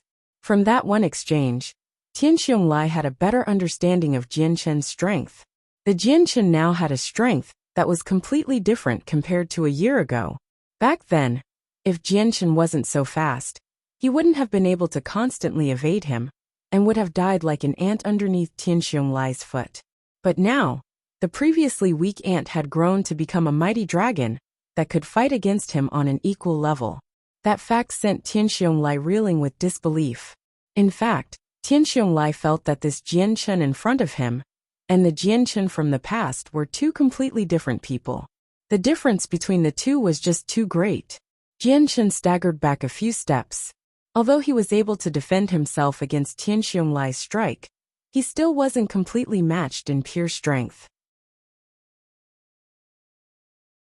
Although Tian Xiong-Lai was a middle great saint master and had a strength that was greater than Jian Chen's by a certain amount, it was his mastery of the earth-attributed saint force that actually granted him an overwhelming superiority. Even peak great saint masters weren't much stronger than him in terms of fighting strength. Jian Chen was clearly the weaker one in this collision of attacks. In contrast, Tian Xiong-Lai still stood where he had been before. However, his legs had now sunk deeper into the ground by a single inch. "Brat, I didn't think that your strength would be so vastly different in the time span of a single year." Tian Xiong-Lai stared darkly at Jian Chen. "However, even with this major change, you will still not make it out alive." With that, he flew at Jian Chen once more. Chapter 224. Destruction of the Tianxiong clan, 5. Jian Chen's sword arm flew toward Tian Xiong-Lai with an intense amount of sword qi flowing all around his light wind sword. Against the strong amount of sword qi, Tian Xiong-Lai didn't bother to evade. Instead, he used his earth attribute-infused battle axe to defend himself. As Jian Chen slashed downward with his sword qi-infused sword, Tian Xiong-Lai's body suddenly shook as his sword received the impact. After that, Jian Chen's body flickered away from view and then reappeared behind him. "You are seeking death." Seeing Jian Chen rush at him from behind, Tian Xiong-Lai's eyes flashed dangerously once more as his battle axe exploded with saint force, and he swung it. This time, Jian Chen didn't bother to counter it, and instead decided to dodge the battle axe. At the same time, his light wind sword became a streak of silver light as it flew toward Tian Xiong-Lai's throat. His sword was faster than Tian Xiong-Lai's axe by a large margin. By the time Tian Xiong-Lai could even react, the light wind sword was already closing in on his throat. Although his last exchange with Tian Xiong-Lai had determined him to be at a disadvantage, but strength wasn't his strongest point. In truth, Jian Chen relied on a speed so fast that his opponent would not be able to react in time. "What a fast sword!" Tian Xiong-Lai spoke out with some surprise. However, he was a veteran of hundreds of battles. Quickly, a large amount of Earth Saint force overflowed and encased his body. By the time Jian Chen's light wind sword had struck Tian Xiong-Lai, his Earth Saint force had already fully formed around his body like a defensive armor. The sword shook from the impact slightly before stopping in place. In the next moment, the intense amount of sword qi from the light wind sword shot forward and pierced through the defenses of the Earth Saint force, and continued on toward Tian Xiong-Lai's throat. Because of this moment of delay, Tian Xiong-Lai could safely retreat backward before hurriedly slamming his battle axe down onto the sword. With a turn of his wrist, the light wind sword instantly struck out another 3 times. Each sword stroke accurately stabbed against the same position on the axe. When the 3 strokes overlapped with each other, it caused the battle axe to be repelled backward because of the multiplied force. Tian Xiong-Lai held onto his battle axe with both hands in disbelief. When Jian Chen had stabbed at his battle axe 3 times, the amount of force behind it was strong enough for the vibrations to completely paralyze his arms for a moment. Is this person in front of me really the same Jian Chen as the one from a year ago? Tian Xiong-Lai asked himself. His strength had improved far too much in a single year for him to believe. The moment Tian Xiong-Lai had that thought, another streak of white light arced toward him once more. By the time Tian Xiong-Lai regained his bearings, the sword was once again near his throat and had already started to cut into it. The sword drew a look of pain on his face as some blood began to drip down his neck. At this stage between life and death, Tian Xiong-Lai had an alarmed face as he immediately turned his face away so that his neck would not be completely speared through. Whoosh! Just as Tian Xiong-Lai dodged the blow, A cold gust of wind blew past him, accompanied with the slight stinging sensation on his neck. The light wind sword's blade barely nicked his neck with the sharp layer of sword qi that enveloped the sword. Despite the sword nicking Tianxiong Lai's neck, it only sliced through the topmost layer of his skin. If he had reacted just 1/2 second slower, he would have been struck through the neck, and his life would have been claimed by the light wind sword. Tianxiong Lai flew backward with a cry as his Earth Saint force surged out of his body once more. As it enveloped his body, his hand reached out to touch his neck subconsciously. Looking down, he saw that his hand was already nearly completely wet with blood. A bone-chilling air descended upon Tianxiong Lai as his face paled. Jian Chen's strength had already far surpassed what he had initially estimated it to be. At this moment, Tianxiong Lai couldn't help but be skeptical. With his own strength, would he really be able to avenge the murder of his own son? "Everyone, please lend me your strength," Tianxiong Lai barked out without hesitation toward the group of people watching him. Upon hearing Tianxiong Lai's plea, the few people that he had initially invited hesitated for a moment before throwing themselves at Jian Chen to stop him. Whoever dares to start trouble with our Tianxiong clan is surely too impatient for death. At that moment, another voice called out from behind the Tianxiong clan's courtyard. As everyone turned around to look, the shadow of a person quickly flew over and landed right in the midst of Jian Chen and the incoming barrage of people. This man looked to be around 40 years old and wore a white robe made of expensive materials, while looking very similar to Tianxiong Lai. His eyes landed upon the miserable-looking Tianxiong Lai before narrowing. Quickly stepping to reach his brother's side, he asked him, "Big brother, are you hurt?" This was the brother of Tianxiong Lai, Tianxiong Daoyan. Tianxiong Lai nodded his head slowly. "I'm fine," he whispered. Tianxiong Daoyan whipped his head up to look at Jian Chen with eyes that could ignite anything caught in his glance on fire. "Big brother, who is he?" Tianxiong Lai stared darkly at Jian Chen and spat out the words, "Daoyan, he is the murderer who killed my son." Tianxiong Daoyan's face hardened as he stared angrily at Jian Chen. "So you're the one that killed my nephew Tianxiong Kong." Jian Chen looked at the two Tianxiong brothers, before looking at the other people in front of him. There were a total of 7 other men. Aside from 2 elders, there were also 5 other middle-aged men, who all exuded presences that Jian Chen could feel. From their presences he could tell that these men were all at the Great Saint Master level. But the 2 elders and another black-robed middle-aged man were at the peak Great Saint Master level. "Everybody, this is a personal matter between the Tianxiong clan and I. For those who are not involved, please leave, otherwise come if you will." Jian Chen addressed the 7 men in front of him. The 7 people looked at each other for a brief moment before shaking their heads. Each one of them had personally seen Jian Chen's strength for themselves. This was not the simplistic situation that Tianxiong Lai had said it would be. In their eyes, Tianxiong Lai had nearly died to Jian Chen, and with this, they had started to fear Jian Chen a bit. Even though they were good friends with Tianxiong Lai, when he was on the verge of death, they could only stand by the side and watch. Chapter 225. The death of Tianxiong Lai. Seeing the 7 people stay silent, Jian Chen smiled coldly. "So it's like that? Then don't blame me for being impolite." With that, his arm shook in place as the light wind sword was immediately engulfed in a large amount of sword qi. The 7 men's face hardened as they threw away their hesitation and brought out their saint weapons. Jian Chen's sword was extremely fast and flew out at such a high frequency that the 7 men were not only at a disadvantage, but they were also completely overwhelmed. The sword qi weaved in and out of the area as the light wind sword stabbed into the throats of several Tianxiong clansmen guards. Various saint weapons pulsed outward with their inner saint force, crashing and shattering apart the slabs of rock underneath, and filling the air with the sounds clashing.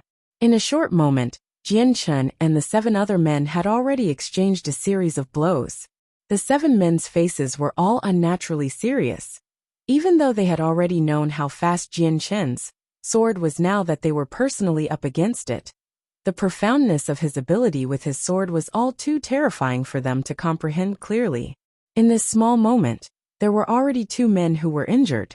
If it were not for the men by their side quickly pulling them out of the way, or attempting to block Jian Chun, then he would have left devastating blows, and the men wouldn't have a life to fight back with. Seeing Jian Chun fight furiously against the 7 men, Tianxiong Lai and Tianxiong Daoyan didn't waste a moment, and instantly joined the group to fight against Jian Chun to make it a total of 9 great Saint Masters against 1. From farther away, the few remaining guards stood still as they watched the fight seriously. With 10 great Saint Masters fighting in the same battle, 9 of them versus 1 in fact, it was a sight that left them thunderstruck. Especially since the fight was happening in such a remote city like Wake City, and each fighter slashing out at another with a large amount of Saint force. Everyone couldn't help but be slack-jawed. Jian Chen's body disappeared in a blur of white, as he instantly dodged to the side to avoid a blow, before retaliating with his own sword, that flew at the 9 instantly. Ding! The sounds of Saint weapons crashing against each other could be heard as Jian Chun held his light wind sword against the others. At this moment, a cold wind could be heard from behind, before a biting cold wind pressed against Jian Chen's shoulder tightly, as a yellow-colored Saint Force-infused battle axe swung down on it.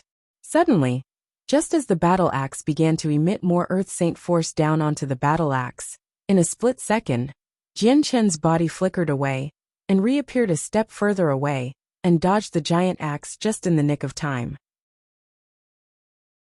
At the same time, Jian Chen's body suddenly turned as his light wind sword began to emit an amazing amount of sword qi and flew at the battle axe like a viper. Tianxiong Lai had a serious look on his face as he observed the light wind sword. He had already experienced the lightning-quick draw of Jian Chen's sword once before, and was thus prepared against it this time. Upon seeing the protective shield of the Earth Saint Force wrapping up around his own upper body, he tilted his head and moved to the side while bringing his battle axe around to swing at Jian Chen from a different angle. The first blow had looked to be extremely dangerous, but Tianxiong Lai had actually held back his strength. Otherwise, he wouldn't have been able to draw back his weapon and change its trajectory so easily. Jian Chen snorted as he looked at the next attack from Tianxiong Lai with disdain. His eyes betrayed the killing intent in them as he changed the path of his stab, so that it would follow Tianxiong Lai's movements. Even more amazing was that the speed had even multiplied 3 times over. Seeing the change in momentum of the sword, Tianxiong Lai's face turned pale with shock. In a moment, he had realized that he wouldn't be able to shake off the sword. The incredibly sharp point of the light wind sword met against the Earth Saint Force armor around his body. It only momentarily stopped before the defense, well known for being the strongest defensive attribute, was instantly shattered. In an instant, the light wind sword regained its lost momentum and flew at his throat, shaving away his defenses like a hot knife through butter.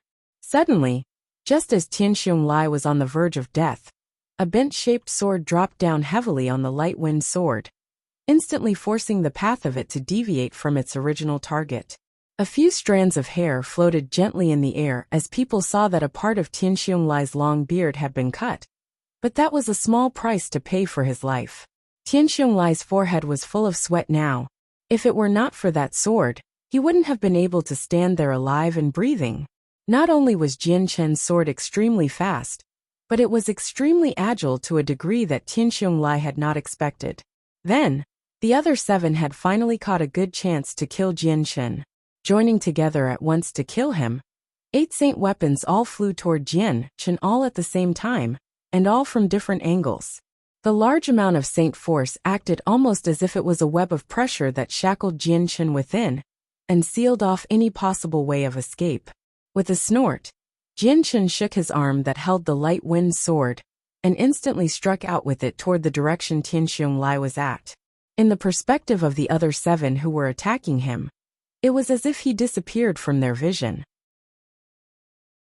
Against Jian Chen's entire strength, the opposition of great Saint Masters could only defend themselves against 3 sword strokes with confidence. After his light wind sword had pressured them to retreat backward, Jian Chen made another movement, and instantly propelled himself forward toward Tianxiong Lai like a bullet. Following the sound of air being displaced, Jian Chen's body catapulted forward as 6 Saint weapons tried to attack him from behind, while another saint weapon tried to cut into Jianchen's shoulder. After being saved from a critical moment, Tian Xiong did not think he would be in danger again so soon.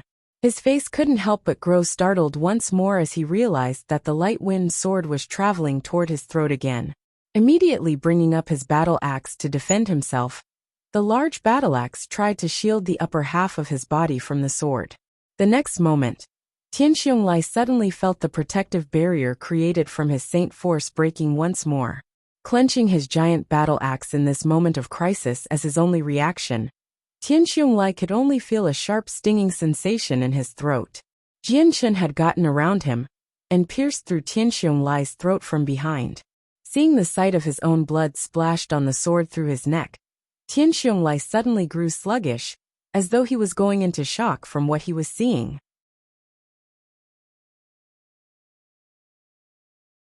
Chapter 226. Deterrence. Tian Xiong had a look of utter shock on his face. Not even in his wildest of dreams could he imagine that the weak Aunt Jianchen from 1 year ago would go through such a drastic change in strength. An even more inconceivable thing was to think about himself dying at the hands of Jianchen. Originally, when he had first heard about how a youth named Jianchen had eradicated the Zhou clan, Tian Xiong's first thought was of the youth that had murdered his son Tian Xiongkong from 1 year ago. He had thought that Jianchen had gotten help killing the Zhou clan. But even thinking about how Jianchen could kill the Zhou clan, who was weaker than the Tian Xiong clan, was still inconceivable to Tian Xiong. Yet this still wasn't enough to worry him, because the Tian Xiong clan's strength was far higher. If he were to invite a few strong people to unite with him, then he would be a paragon of power within Wake City. Tian Xiong invited a few good friends, and even united with 2 other men of considerable power in different clans to deal with the help that Jianchen would bring, or at the very least, that he ensure wouldn't run away. After all, Jianchen hadn't even been able to handle a few blows from him a year ago, so today was the day that Tian Xiong had thought he would finally avenge his son's death. It was really unbelievable to see such a drastic transformation of Jianchen when compared to the Jianchen of the past, who could only ambush people and run away due to his weak strength. In the time span of a single year, Jianchen's new strength had turned the heavens on its head and transformed the weakling into a strong expert capable of killing an entire clan or 2. Tian Xiong's head had instantly come up with these thoughts, but even at that moment, he had felt that whatever was happening right in front of his eyes was nothing more than a dream. He had been a great saint master. His brother was a great saint master. And even the other 7 he was with were all great saint masters. But they weren't even able to kill or even capture Jianchen. How could this be anything but a nightmare? The life force within his body was already beginning to spill out as Tian Xiong remained speechless. Slowly, his unwilling face began to fall toward the ground. Tian Xiong Daoyan and the other 7 men all stared at the collapsed Tian Xiong with the looks of utter disbelief. Even the 100 clansmen and guards surrounding the fight all looked slowly at Jianchen before looking back to Tian Xiong without a single word. The leader of Wake City's #1 clan, a great saint master with an earth attribute saint force, Tian Xiong had fallen. Big brother! Suddenly, a cry of anguish came out from Tian Xiong Daoyan. With a face full of grief, he swung into action and charged at Jianchen, ready to slice him in 2. Seeing the explosive reaction from him, Jianchen's eyes narrowed. The light wind sword became a flurry of sword illusions as it struck at Tian Xiong Daoyan's sword. When the 2 made contact, another metallic ring could be heard as a large amount of energy pulsated and shook the air as it flew away from the 2 weapons. Then, with a flick of his wrist, Jianchen shook off the vibrations running through his light wind sword and struck toward Tian Xiong Daoyan's throat. Seeing the light wind sword come straight at him, Tian Xiong Daoyan resisted the numb feeling in his arm and the shaking sword he was holding and immediately lifted the sword up. Jianchen's sword was so fast that if Daoyan was given any more time to prepare, he might have been able to defend himself against 1 or 2 strokes. However, he only had enough time to bring up his sword. He wasn't able to do anything else but defend. As Tian Xiong Daoyan brought up his sword, the light wind sword was already nearly in front of him. At this, The light wind sword began to emit a violet and azure glow. The two glows were rather faint, but with the way they glowed on the tip of the sword like a candle at night, it was rather eye-catching. Just as the tip of the light wind sword made contact with the broadside of Tianxiong Daoyan's sword, so too did the faint azure and violet glows. As soon as the glows touched the thick sword, they slowly began to melt the weapon and cracks formed. Instantly the light wind sword pierced through the cracks. In front of the azure and violet glows, Tianxiong Daoyan's sword was like a piece of tofu. PCH. The sharp tip of the light wind sword had smashed through the rest of the sword much to the extreme shock of Tianxiong Daoyan and penetrated through his throat. Seeing how Jian Chen's light wind sword had managed to find its way to Tianxiong Daoyan's throat, the remaining 7 people immediately went still with their eyes and jaws wide open. Even more so they stared rigidly at the broken remnants of Tianxiong Daoyan's sword with thunderstruck expressions. The fact that Jian Chen had enough strength to fight against 9 great saint masters had already shocked them majorly. But now that they saw Jian Chen's spear through a great saint martyr's saint weapon, they were inconsolable at this point. In the case that a saint weapon was given saint force, then it would grow even firmer and improve in strength along with its owner. If a saint weapon were used to fight against another person of the same level, then no matter how long or how much the two would fight, neither saint weapon would have even a scratch. If one wanted to scratch a saint weapon, especially the saint weapon of a great saint master, even an earth saint master wouldn't be able to do it with ease. However, Jian Chen had done it with no difficulty, spearing it straight through to kill the great saint master holding it without breaking a sweat. With a feat like this, the 7 great saint masters couldn't help but suspect that Jian Chen was secretly an expert at the heaven saint master level. Tianxiong Daoyan's face was filled with shock as he looked at the sword in his throat. As his body began to shut down and resign itself to death, Tianxiong Daoyan couldn't help but think to himself one last spiraling question. Just how did Jian Chen stab through his saint weapon? Even though the question was on his mind, with a sword through his throat, Tianxiong Daoyan couldn't ask it. In the end he could only think about the question to himself, as he slowly fell to the ground with his eyes staring vacantly up toward the sky never to close again.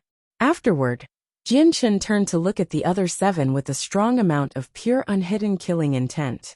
The light wind sword began to glow silver as it pumped out even more sword chi, as if responding to Jian Chen's killing aura. The other 7 men could clearly sense Jian Chen's intent on killing them with pale faces. If Jian Chen was only just able to kill Tianxiong Lai, they would be shocked, but the method on how he did it had completely terrified them to a dizzying amount.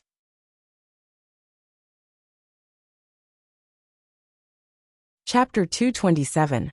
Submission. The other 7 men with pale faces could clearly sense Jian Chen's intent on killing them.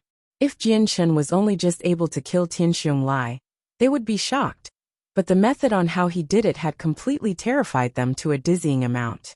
When Jian Chen had so easily stabbed through Tianxiong Daoyan's saint weapon, it had demonstrated that if he wanted, Jian Chen could easily kill the 7 great saint masters with as much ease as stepping on an ant.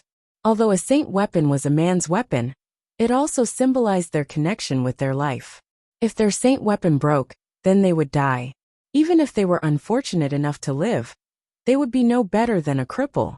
Right in front of their eyes was solid proof that Jian Chen could easily destroy their saint weapons without trouble. Just thinking about how they were walking the narrow line between life or death had truly shocked them deep to their core. By now, the 7 of them had lost their fighting spirit and could only look at Jian Chen with a different expression than before. But still mixed onto their faces was a great deal of fear. "Stop! Fellow brother, please stay your hand." Seeing how Jian Chen was staring at them with a look full of malice, one of the elders hurriedly called out to him, while reabsorbing his saint weapon into his body, as if showing his unwillingness to be Jian Chen's enemy. Then Jian Chen snorted. "Be lenient to you? What a funny thing to hear. Just a moment ago I had told you to not get involved, but you ended up involving yourself anyways, so don't blame me." Jian Chen's words had caused the 7 to look afraid for a moment before the elder who had spoken up before said once more, "Junior, This is nothing more than a misunderstanding. We aren't from the Tianxiong clan, and we're only invited by them. Today if you let us go, we will not be able to thank you enough. That's right, Junior. If you let us go today, we will truly thank you from the bottom of our hearts. The other elders spoke quickly. At this critical juncture that would decide their life, both elders had already thrown away their high noble status for a better chance of survival. Jian Chen's method of killing Tianxiong Daoyan had already made their defenses absolutely useless. In their eyes, just protecting their lives today would be a higher priority than anything else. Plus, more importantly, they had no grievances or hatred with Jian Chen. It was only because Tianxiong Lai had invited them that they were involved in this matter. Jian Chen continued to stare at the 7 men with a flashing eye brightly. For a moment he was silent, but then a small smile appeared on his face. So it's like that? Then I'll give you a chance to live. Upon hearing that, the 7 great Saint Masters' eyes sparkled. Despite 5 of the 7 not speaking up to protect themselves, they all had the same strong desire to live. Seeing the strong desire to live, Jian Chen's mouth began to grow wider as he spoke. There is one condition to your survival. From today on out, you will surrender and pay your allegiance to me. The 7 men's faces suddenly started for a moment with an unsightly look. Each one went silent as an intense struggle began to happen within themselves. Knowing how the 7 weren't able to decide, Jian Chen's face went cold for a moment, but inside he was laughing. When he had used the azure and violet sword qi to kill Tianxiong Daoyan, it was quite excessive, but he had already planned it all out. His goal was simple. By use of an overpowering amount of force, he would force the 7 into submission, and eventually use that power to expand his flame mercenaries. Of course, if they continued to be pig-headed and refused to surrender, then Jian Chen would kill them without hesitation. Seeing the 7 men in front of him, Jian Chen knew that his plan was already halfway there. For now, he only had to see what the 7 would decide on. Jian Chen understood the strike while the iron is hot ideology, so immediately he said, I know you are all influential figures of Wake City, with a large amount of power and face. Do not think that I am trying to humiliate you by trying to have you submit to me. It's actually the opposite. If you submit to me, then I, Jian Chen, will guarantee that your achievements in the future will be far better than your current ones. Your achievements will even soar to a previously unattainable height, instead of being limited to such a small and withdrawn city like Wake City. Do not doubt my abilities. All the men suddenly looked up, as if they all felt a mutual feeling between them. Although they all thought Jian Chen to be too young, his strength was so strong that they felt as if they had been left behind in the dust. This display of strength had really proved that Jian Chen's identity was not simple at all. Of course, there were even a few people within their group that were convinced that Jian Chen belonged to an extremely powerful clan. With that, the 7 men couldn't help but think that being allied with Jian Chen would not be a bad thing.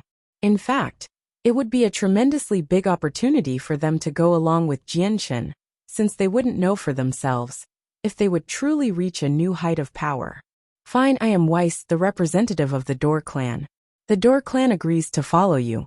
From today on out, my men are yours to supervise. The first elder who had spoken previously pledged. Jian Chen couldn't help but have a happy smile on his face. I am Kai, heir of the Kai clan. From today on, my clan is yours to dispatch. The second elder spoke. Jian Chen's smile grew even wider. He hadn't thought that these 2 elders were the representatives of the Kai and Door clan. These 2 clans were very powerful clans that, while not on the same level as the Tianxiong clan or Zhou clan in Wake City, Jian Chen had heard about before. What about you 5? Jian Chen turned to the 5 middle-aged men. The great Saint Masters could be considered to be a decent-leveled warrior on the Tianyuan continent. So when it came to these type of people, he didn't wish for them to be killed since aside from Ming Dong and him, the Flame Mercenaries had no one else. If he wanted the Flame Mercenaries to expand, then he would need to gather as many strong people as possible. Fine. I am willing to follow you, but I cannot guarantee if my fellow brothers will do the same. After that, the remaining 5 men all consented to follow Jian Chen as their leader. From far away, the 100 guards of the Tianxiong clan looked at Jian Chun with wide eyes, as if they were watching a drama. Every man had gone silent with shock as they watched 7 of Wake City's famous figures, who had initially been invited by Tianxiong Lai to fight Jian Chun, all follow him. They could never believe that these 7 would be subservient to the one man who had killed Tianxiong Lai. Despite it all happening right in front of him, the 100 guards still couldn't believe their eyes.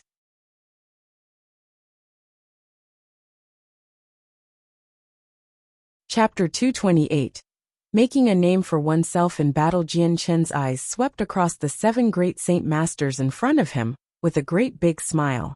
At this moment, his heart was filled with joy, since from this moment on, his flame mercenaries would no longer just be a solitary group. With the introduction of these 7 great saint masters, the strength of the flame mercenaries would increase many times over.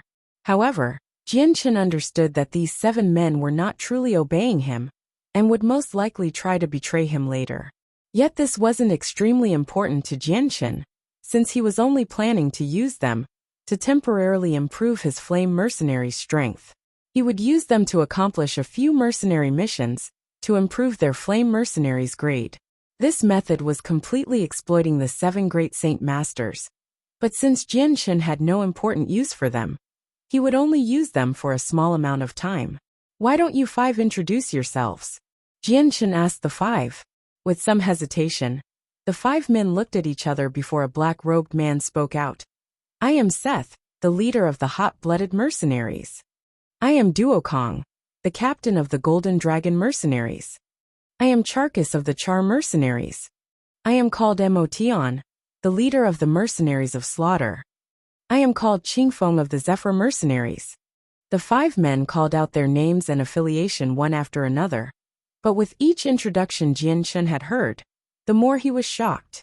He didn't think that these 5 would be the captains of mercenary groups.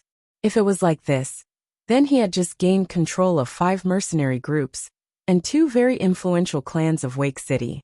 With this revelation, Jian Chun was satisfied with the profit he had earned today. He didn't think that a lone person like him would suddenly make a leap to become someone who controlled a good amount of power. At the same time, he was painfully aware that while this was a strong amount of power within Wake City, within the Tianyuan continent, this was nothing major. Qingfeng of the Zephyr mercenaries. Upon hearing the final person's name, Jian Chun's eyes revealed a look of shock. This name was the exact same name as his sword. How coincidental! Jian Chun looked deeply at the man named Qingfeng closely. This man looked to be around 40 years old, and was rather skinny, like how a scholar would be. He wore a white-colored robe, and his hair was draped over his shoulders, reaching down to his waist. Occasionally, the wind would blow his hair in a way that made it drift in the breeze. His eyebrows were like sharp swords, and did nothing to hide the bright pair of eyes underneath that contained a lively shine to them. They gave off the feeling that his stares could pierce into someone as easily as a sword would. Slowly moving away from Qifeng, Jian Chun looked at the other group of Tianxiong members. Tianxiong Lai has died. From this moment on, Wake City will no longer have a Tianxiong clan. I know many of you are guards paid for by the Tianxiong clan. Since I am in a good mood, and do not wish to mercilessly kill the innocent, you may all go. Suddenly the 100 guards all were shaken out of their stupor, and turned their eyes away from the 7 great saint masters, and the dead bodies of the Tianxiong brothers. The entire courtyard grew deathly silent. This one thanks the hero for his kindness. This one thanks the hero for not killing us. After that, the silence was instantly broken, as many people began to cry out their thanks to Jian Chun. After that was done, no one had any reluctance to stay behind, and immediately left. Quickly, the 100 guards left the Tianxiong clan courtyard, leaving behind 40 people that refused to leave. Jian Chun looked at those few people with some confusion. "Why haven't you left yet?" Some of the men hesitated for a second before a sturdy-looking man stepped forward and looked at Jian Chun's young face. "Swordsman, I wish to go with you. Will you accept me? Follow me." Jian Chun had a surprised look on his face. Looking at this man, he guessed him to be around 30 years old with a good build of around 2 meters. His muscles were rather pronounced, and judging from the air he carried around, Jianchen could estimate that this man was at the Saint Master level. Jianchen nodded his head. If you truly wish to join me, then I'll add you to the registers in a moment at the Mercenary Union. The man revealed a look of pure joy as he hurriedly said, This one will listen to fellow swordsman's words. Fellow swordsman, I too wish to join your mercenary group. Fellow swordsman, please accept me into your mercenary group as well. Soon after that, a few other mercenaries began to cry out with their pleas for Jianchen to notice and accept them.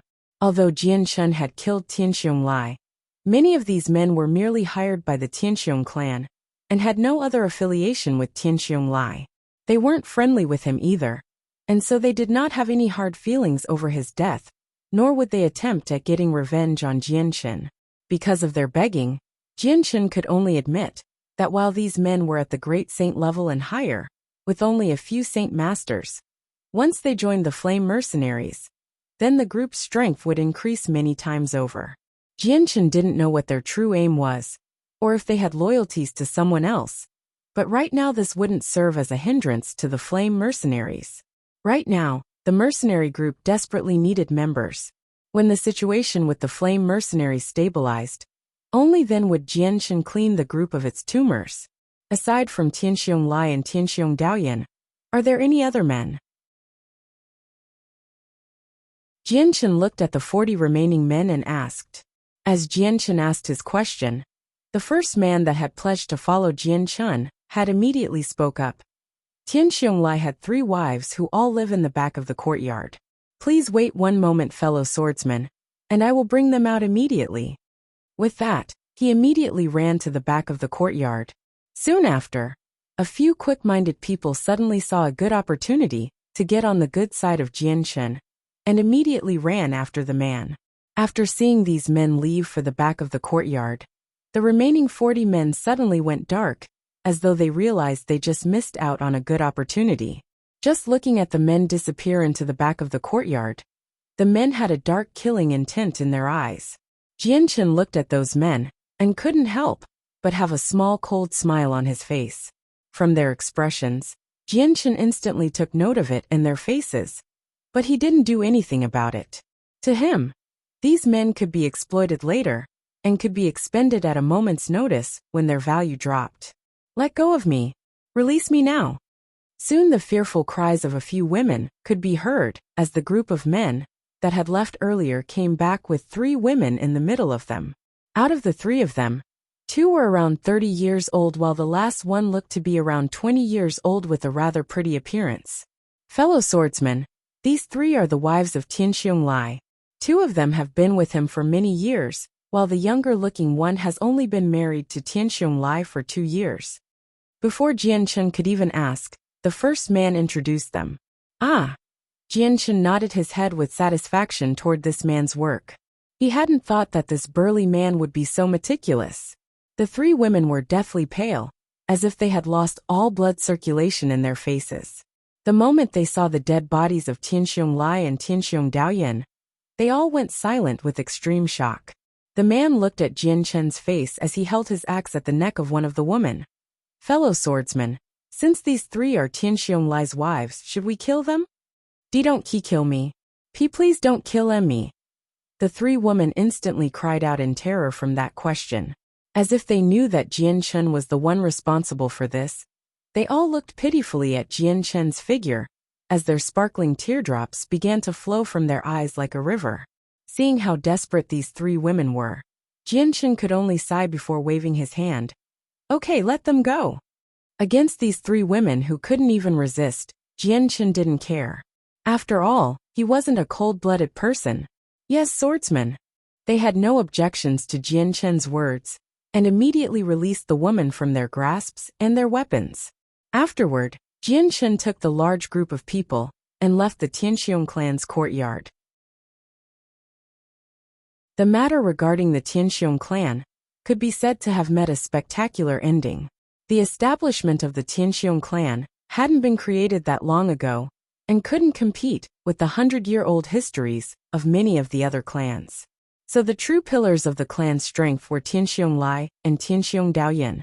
The news of the Tianxiong clan's extermination quickly made its way around Wake City and shocked it to its core. This piece of information had been even bigger than when the Zhou clan was exterminated. After everyone found out that the Tianxiong clan had been killed off, Jian Chen's name had quickly soared to prominence, so that practically no one in the city did not know him, and everyone knew of his deeds. In the time span of 2 days, Jian Chen had destroyed the Zhou mercenaries and Zhou clan, before then destroying the Tianxiong clan. Not only that, but he had then subdued 2 clan elders and 5 captains of their own respective mercenary groups. With this shocking piece of information, absolutely no one could believe it at first.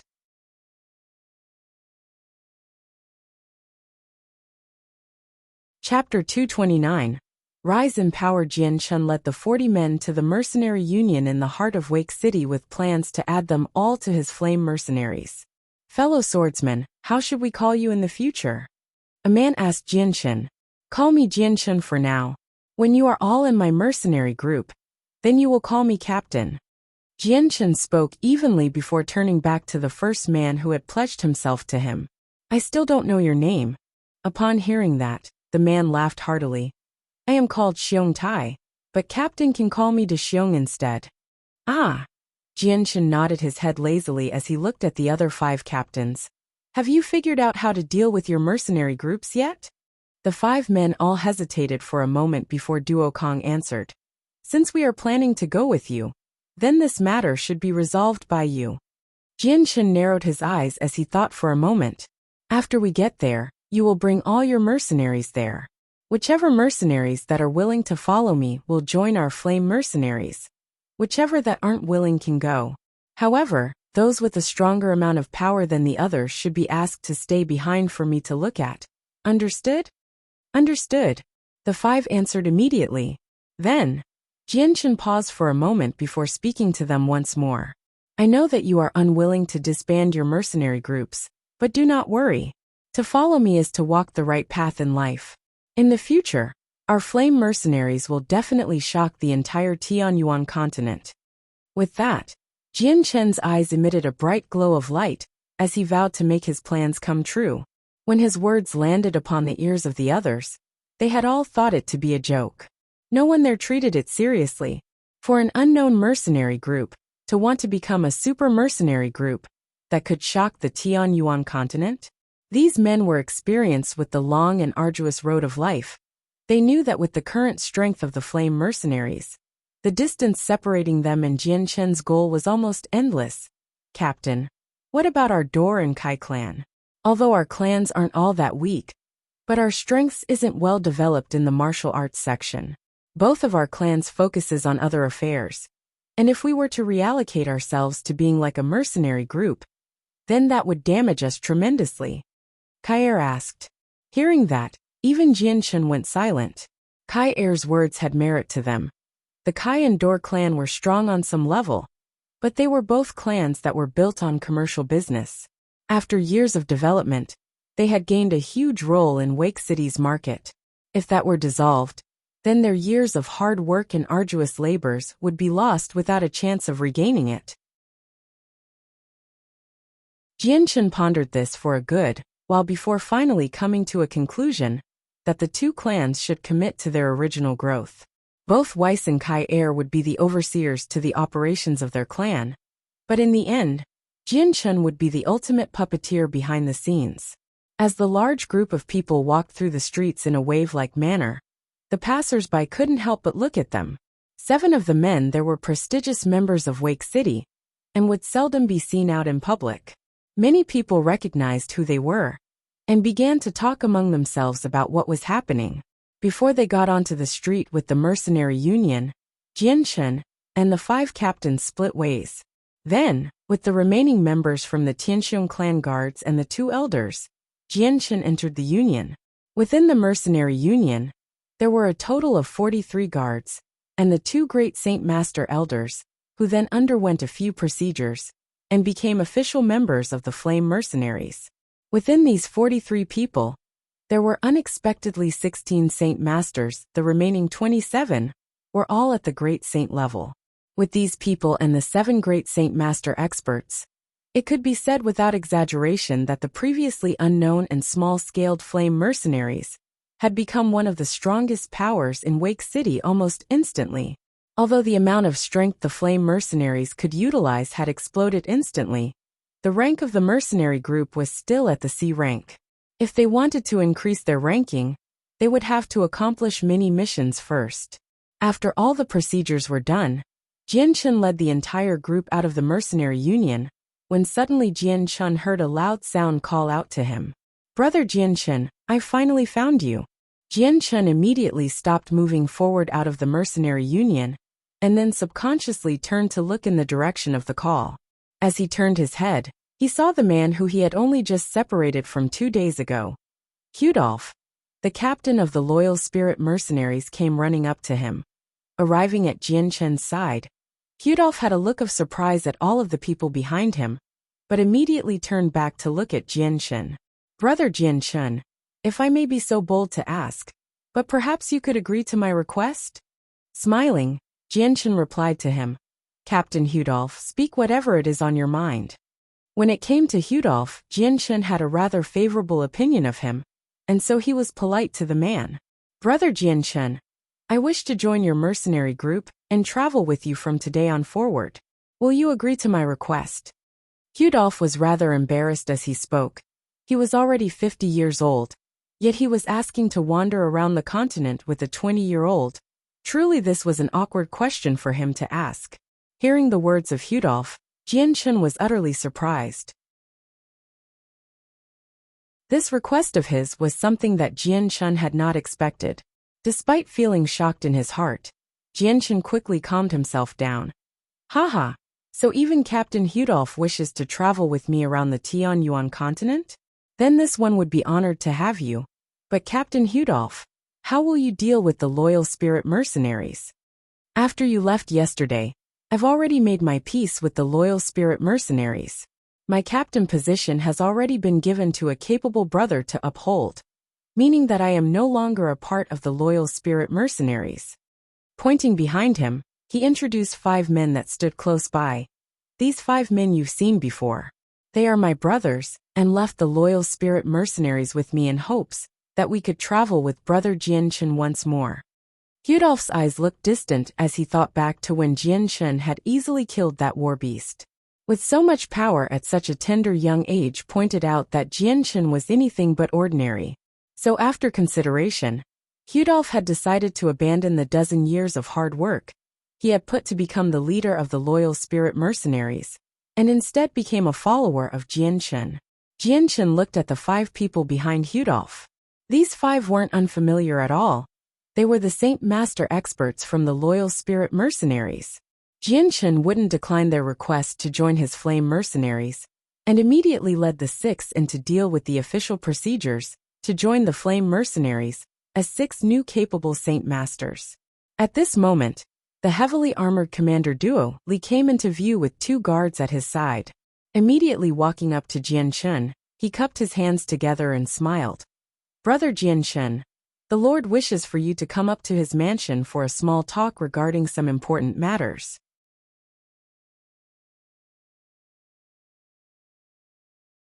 Chapter 230. Class 5 Magical Beast. The invitation of Wake City's Lord was something that Jianchen couldn't reject. Plus, he still had something important that the Lord Yinli could help with. "Commander Duoli, please wait for me to finish up my affairs here before we go." Jianchen cupped his hands in return. Right now, he hadn't tidied up the positions and tasks for the members, and if he didn't take care of this, then many people would be dissatisfied, which was something Jianchen wanted to avoid. "That's fine.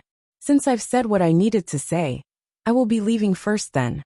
Commander Duoli looked at Jianchen for a moment, before looking at the men behind him. Then, without any further words, he left the mercenary union. After Commander Duoli left, Jianchen too left the mercenary union with the group behind him.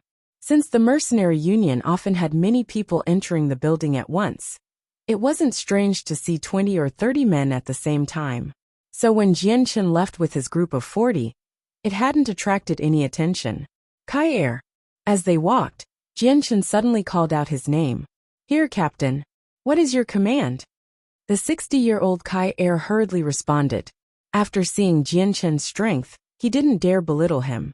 After 10 years, when Kai Er was first a small-time mercenary to the man he was now, he had experienced many things, so he knew that if one had the patronage of a strong supporter, they would be stronger than a man without one. Plus, if this supporter was strong enough, then he would become stronger as well, so that no one would dare to offend him. While Jianshen was around 20 years old, he had somehow managed to make it to such a high level of strength. Based on this fact alone, Kai Er had naturally assumed that Jianshen had a strong patron supporting him. Even if he had no patron, and was simply a genius of cultivation, Kai Er would be willing enough to follow him for that method. Even the other elders and masters of the Weiss clan had come to a similar conclusion. So these two elders had readily agreed to follow Jianshen, because if he continued to walk this path of success, then sooner or later, they would stand at the top of the continent as well. This moment was also precisely their chance to reach the top in the future. If they waited until Jianshen's name stood at the top of the continent, it would be impossible for them to do so by then, even if they wanted to. Why don't you take everyone to the Kai clan to reside there for a moment, while I go to the Lord's mansion? We'll take care of the matters then. Jianshen said. Yes, Captain. Kai Er answered respectfully. Weiss, you return to your clan as well. In the future, you and Kai Er should focus on your merchanting business and work together, so that you can control all of Wake City's business. And don't worry, Captain. Our Kai and Dor clan may have been weaker than the Tianxiong clan, even if we joined together. But now that the Zhou clan and Tianxiong clan are destroyed, their political power is all but gone. We can seize this chance and fight for the power they left behind, and slowly gain control of all of Wake City. However, in this time period, we will need to have a good amount of martial power, as well, since many of the powers in Wake City aren't easily bullied. In the case they all join forces, then our Kai and Dor clans will not be enough to be their opponents. Weiss said. Jianshen nodded his head in approval before saying, Let's not worry about this too much. Right now Wake City is on the verge of being invaded by magical beasts. When it's over, let us talk about it then. After giving some instructions to the Flame Mercenaries members, Jianshen immediately left for the City Lord's mansion. After Jianshen had reached the City Lord's mansion, the guards at the gates blocked his path before asking politely, Are you Sire Jianshen? Correct, that is me. Jianshen eyed the guard calmly. Sire Jianshen, please wait one moment. I'll go notify the Lord. Immediately after confirming Jianshen's identity, the guard ran into the mansion. Seeing the man disappear into the mansion, Jianshen wasn't impatient at all. Instead, he began to wait by the doors. Not after long, the expensively dressed Yinli suddenly came walking out from within. Ah, Brother Jianshen, why are you standing outside the gates? Ai, how inconsiderate of my guard. Please come in and sit down. Yinli had a cordial smile on his face as he approached Jianshen. Smiling in return, Jianshen followed Yinli into the guest room where they began to talk. Within the peaceful room, Yinli and Jianshen were about to sit down when Jianshen asked, What might the city lord want to talk about with me? Ai! Yinli suddenly sighed as the smile disappeared from his face, and took on an extremely solemn expression. Brother Jianshen, after your appearance, our Wake City has lost quite a large amount of strength. Right now, with the impending magical beast invasion, the pressure is quite more than before. Yinli had a bitter look on his face as if he was worried. Jianshen smiled after listening to Yinli. Lord, if you would answer this question, was there ever any appearances of any Class 5 magical beasts in the past waves? Yinli's face grew even more serious as he thought about Jianshen's question. Yes, the magical beast waves seem to occur every dozen to 20 years. And according to the past records, from the foundation of Wake City, there has been over 20 waves. Furthermore, there have been 5 recorded incidences with a Class 5 magical beast. With each of these occasions, our Wake City had major losses and paid a heavy price to kill them. With the final occurrence, we had managed to contact a king city, where they dispatched an Earth Saint Master to come and deal with it. So that time, there wasn't much damage to our Wake City. Oh, When you say it like that, the odds of a Class 5 magical beast attacking isn't very high. Jianchen muttered with a confident smile. Lord Yinli, you needn't worry. I, Jianchen, will use my entire strength to protect Wake City from the magical beast wave. As long as there aren't any Class 5 magical beasts, there won't be any problems. Even though we have lost Tianxiong Lai and 3 other great Saint Master experts, this one will be able to fully make up for it without being inferior in any way. Haha, with these words from you, Brother Jianchen, then I will definitely be at ease. I believe that Jianchen isn't one who speaks before he acts. Yinli's tightly knit eyebrows slowly loosened as he listened to Jianchen. Although he had never seen Jianchen's strength for himself, he was still painfully aware of how strong he was if he could single-handedly destroy the Zhou clan and Tianxiong clan. My lord, something major has happened. Suddenly the cries of a panicked person could be heard from outside the room. Shortly afterward, the closed doors to the room had been thrown open, as a heavily bloody soldier suddenly came running in. My lord, something terrible has happened. The small squadron we sent into the magical beast forest on a scouting mission suddenly came across a Class 5 magical beast. Everyone aside from me was killed by the Class 5 magical beast. The soldier shouted with a labored breath as he tried to convey his words coherently. You're tuning in to the Li Mei's Wuxia Whispers YouTube channel. We're so grateful for your support. And don't forget to subscribe to join us on this incredible journey through captivating stories. Your generosity through donations truly makes a world of difference, as it's the primary source of revenue that allows me to expand and enhance this channel for you. Thank you from the bottom of my heart for being a part of this adventure.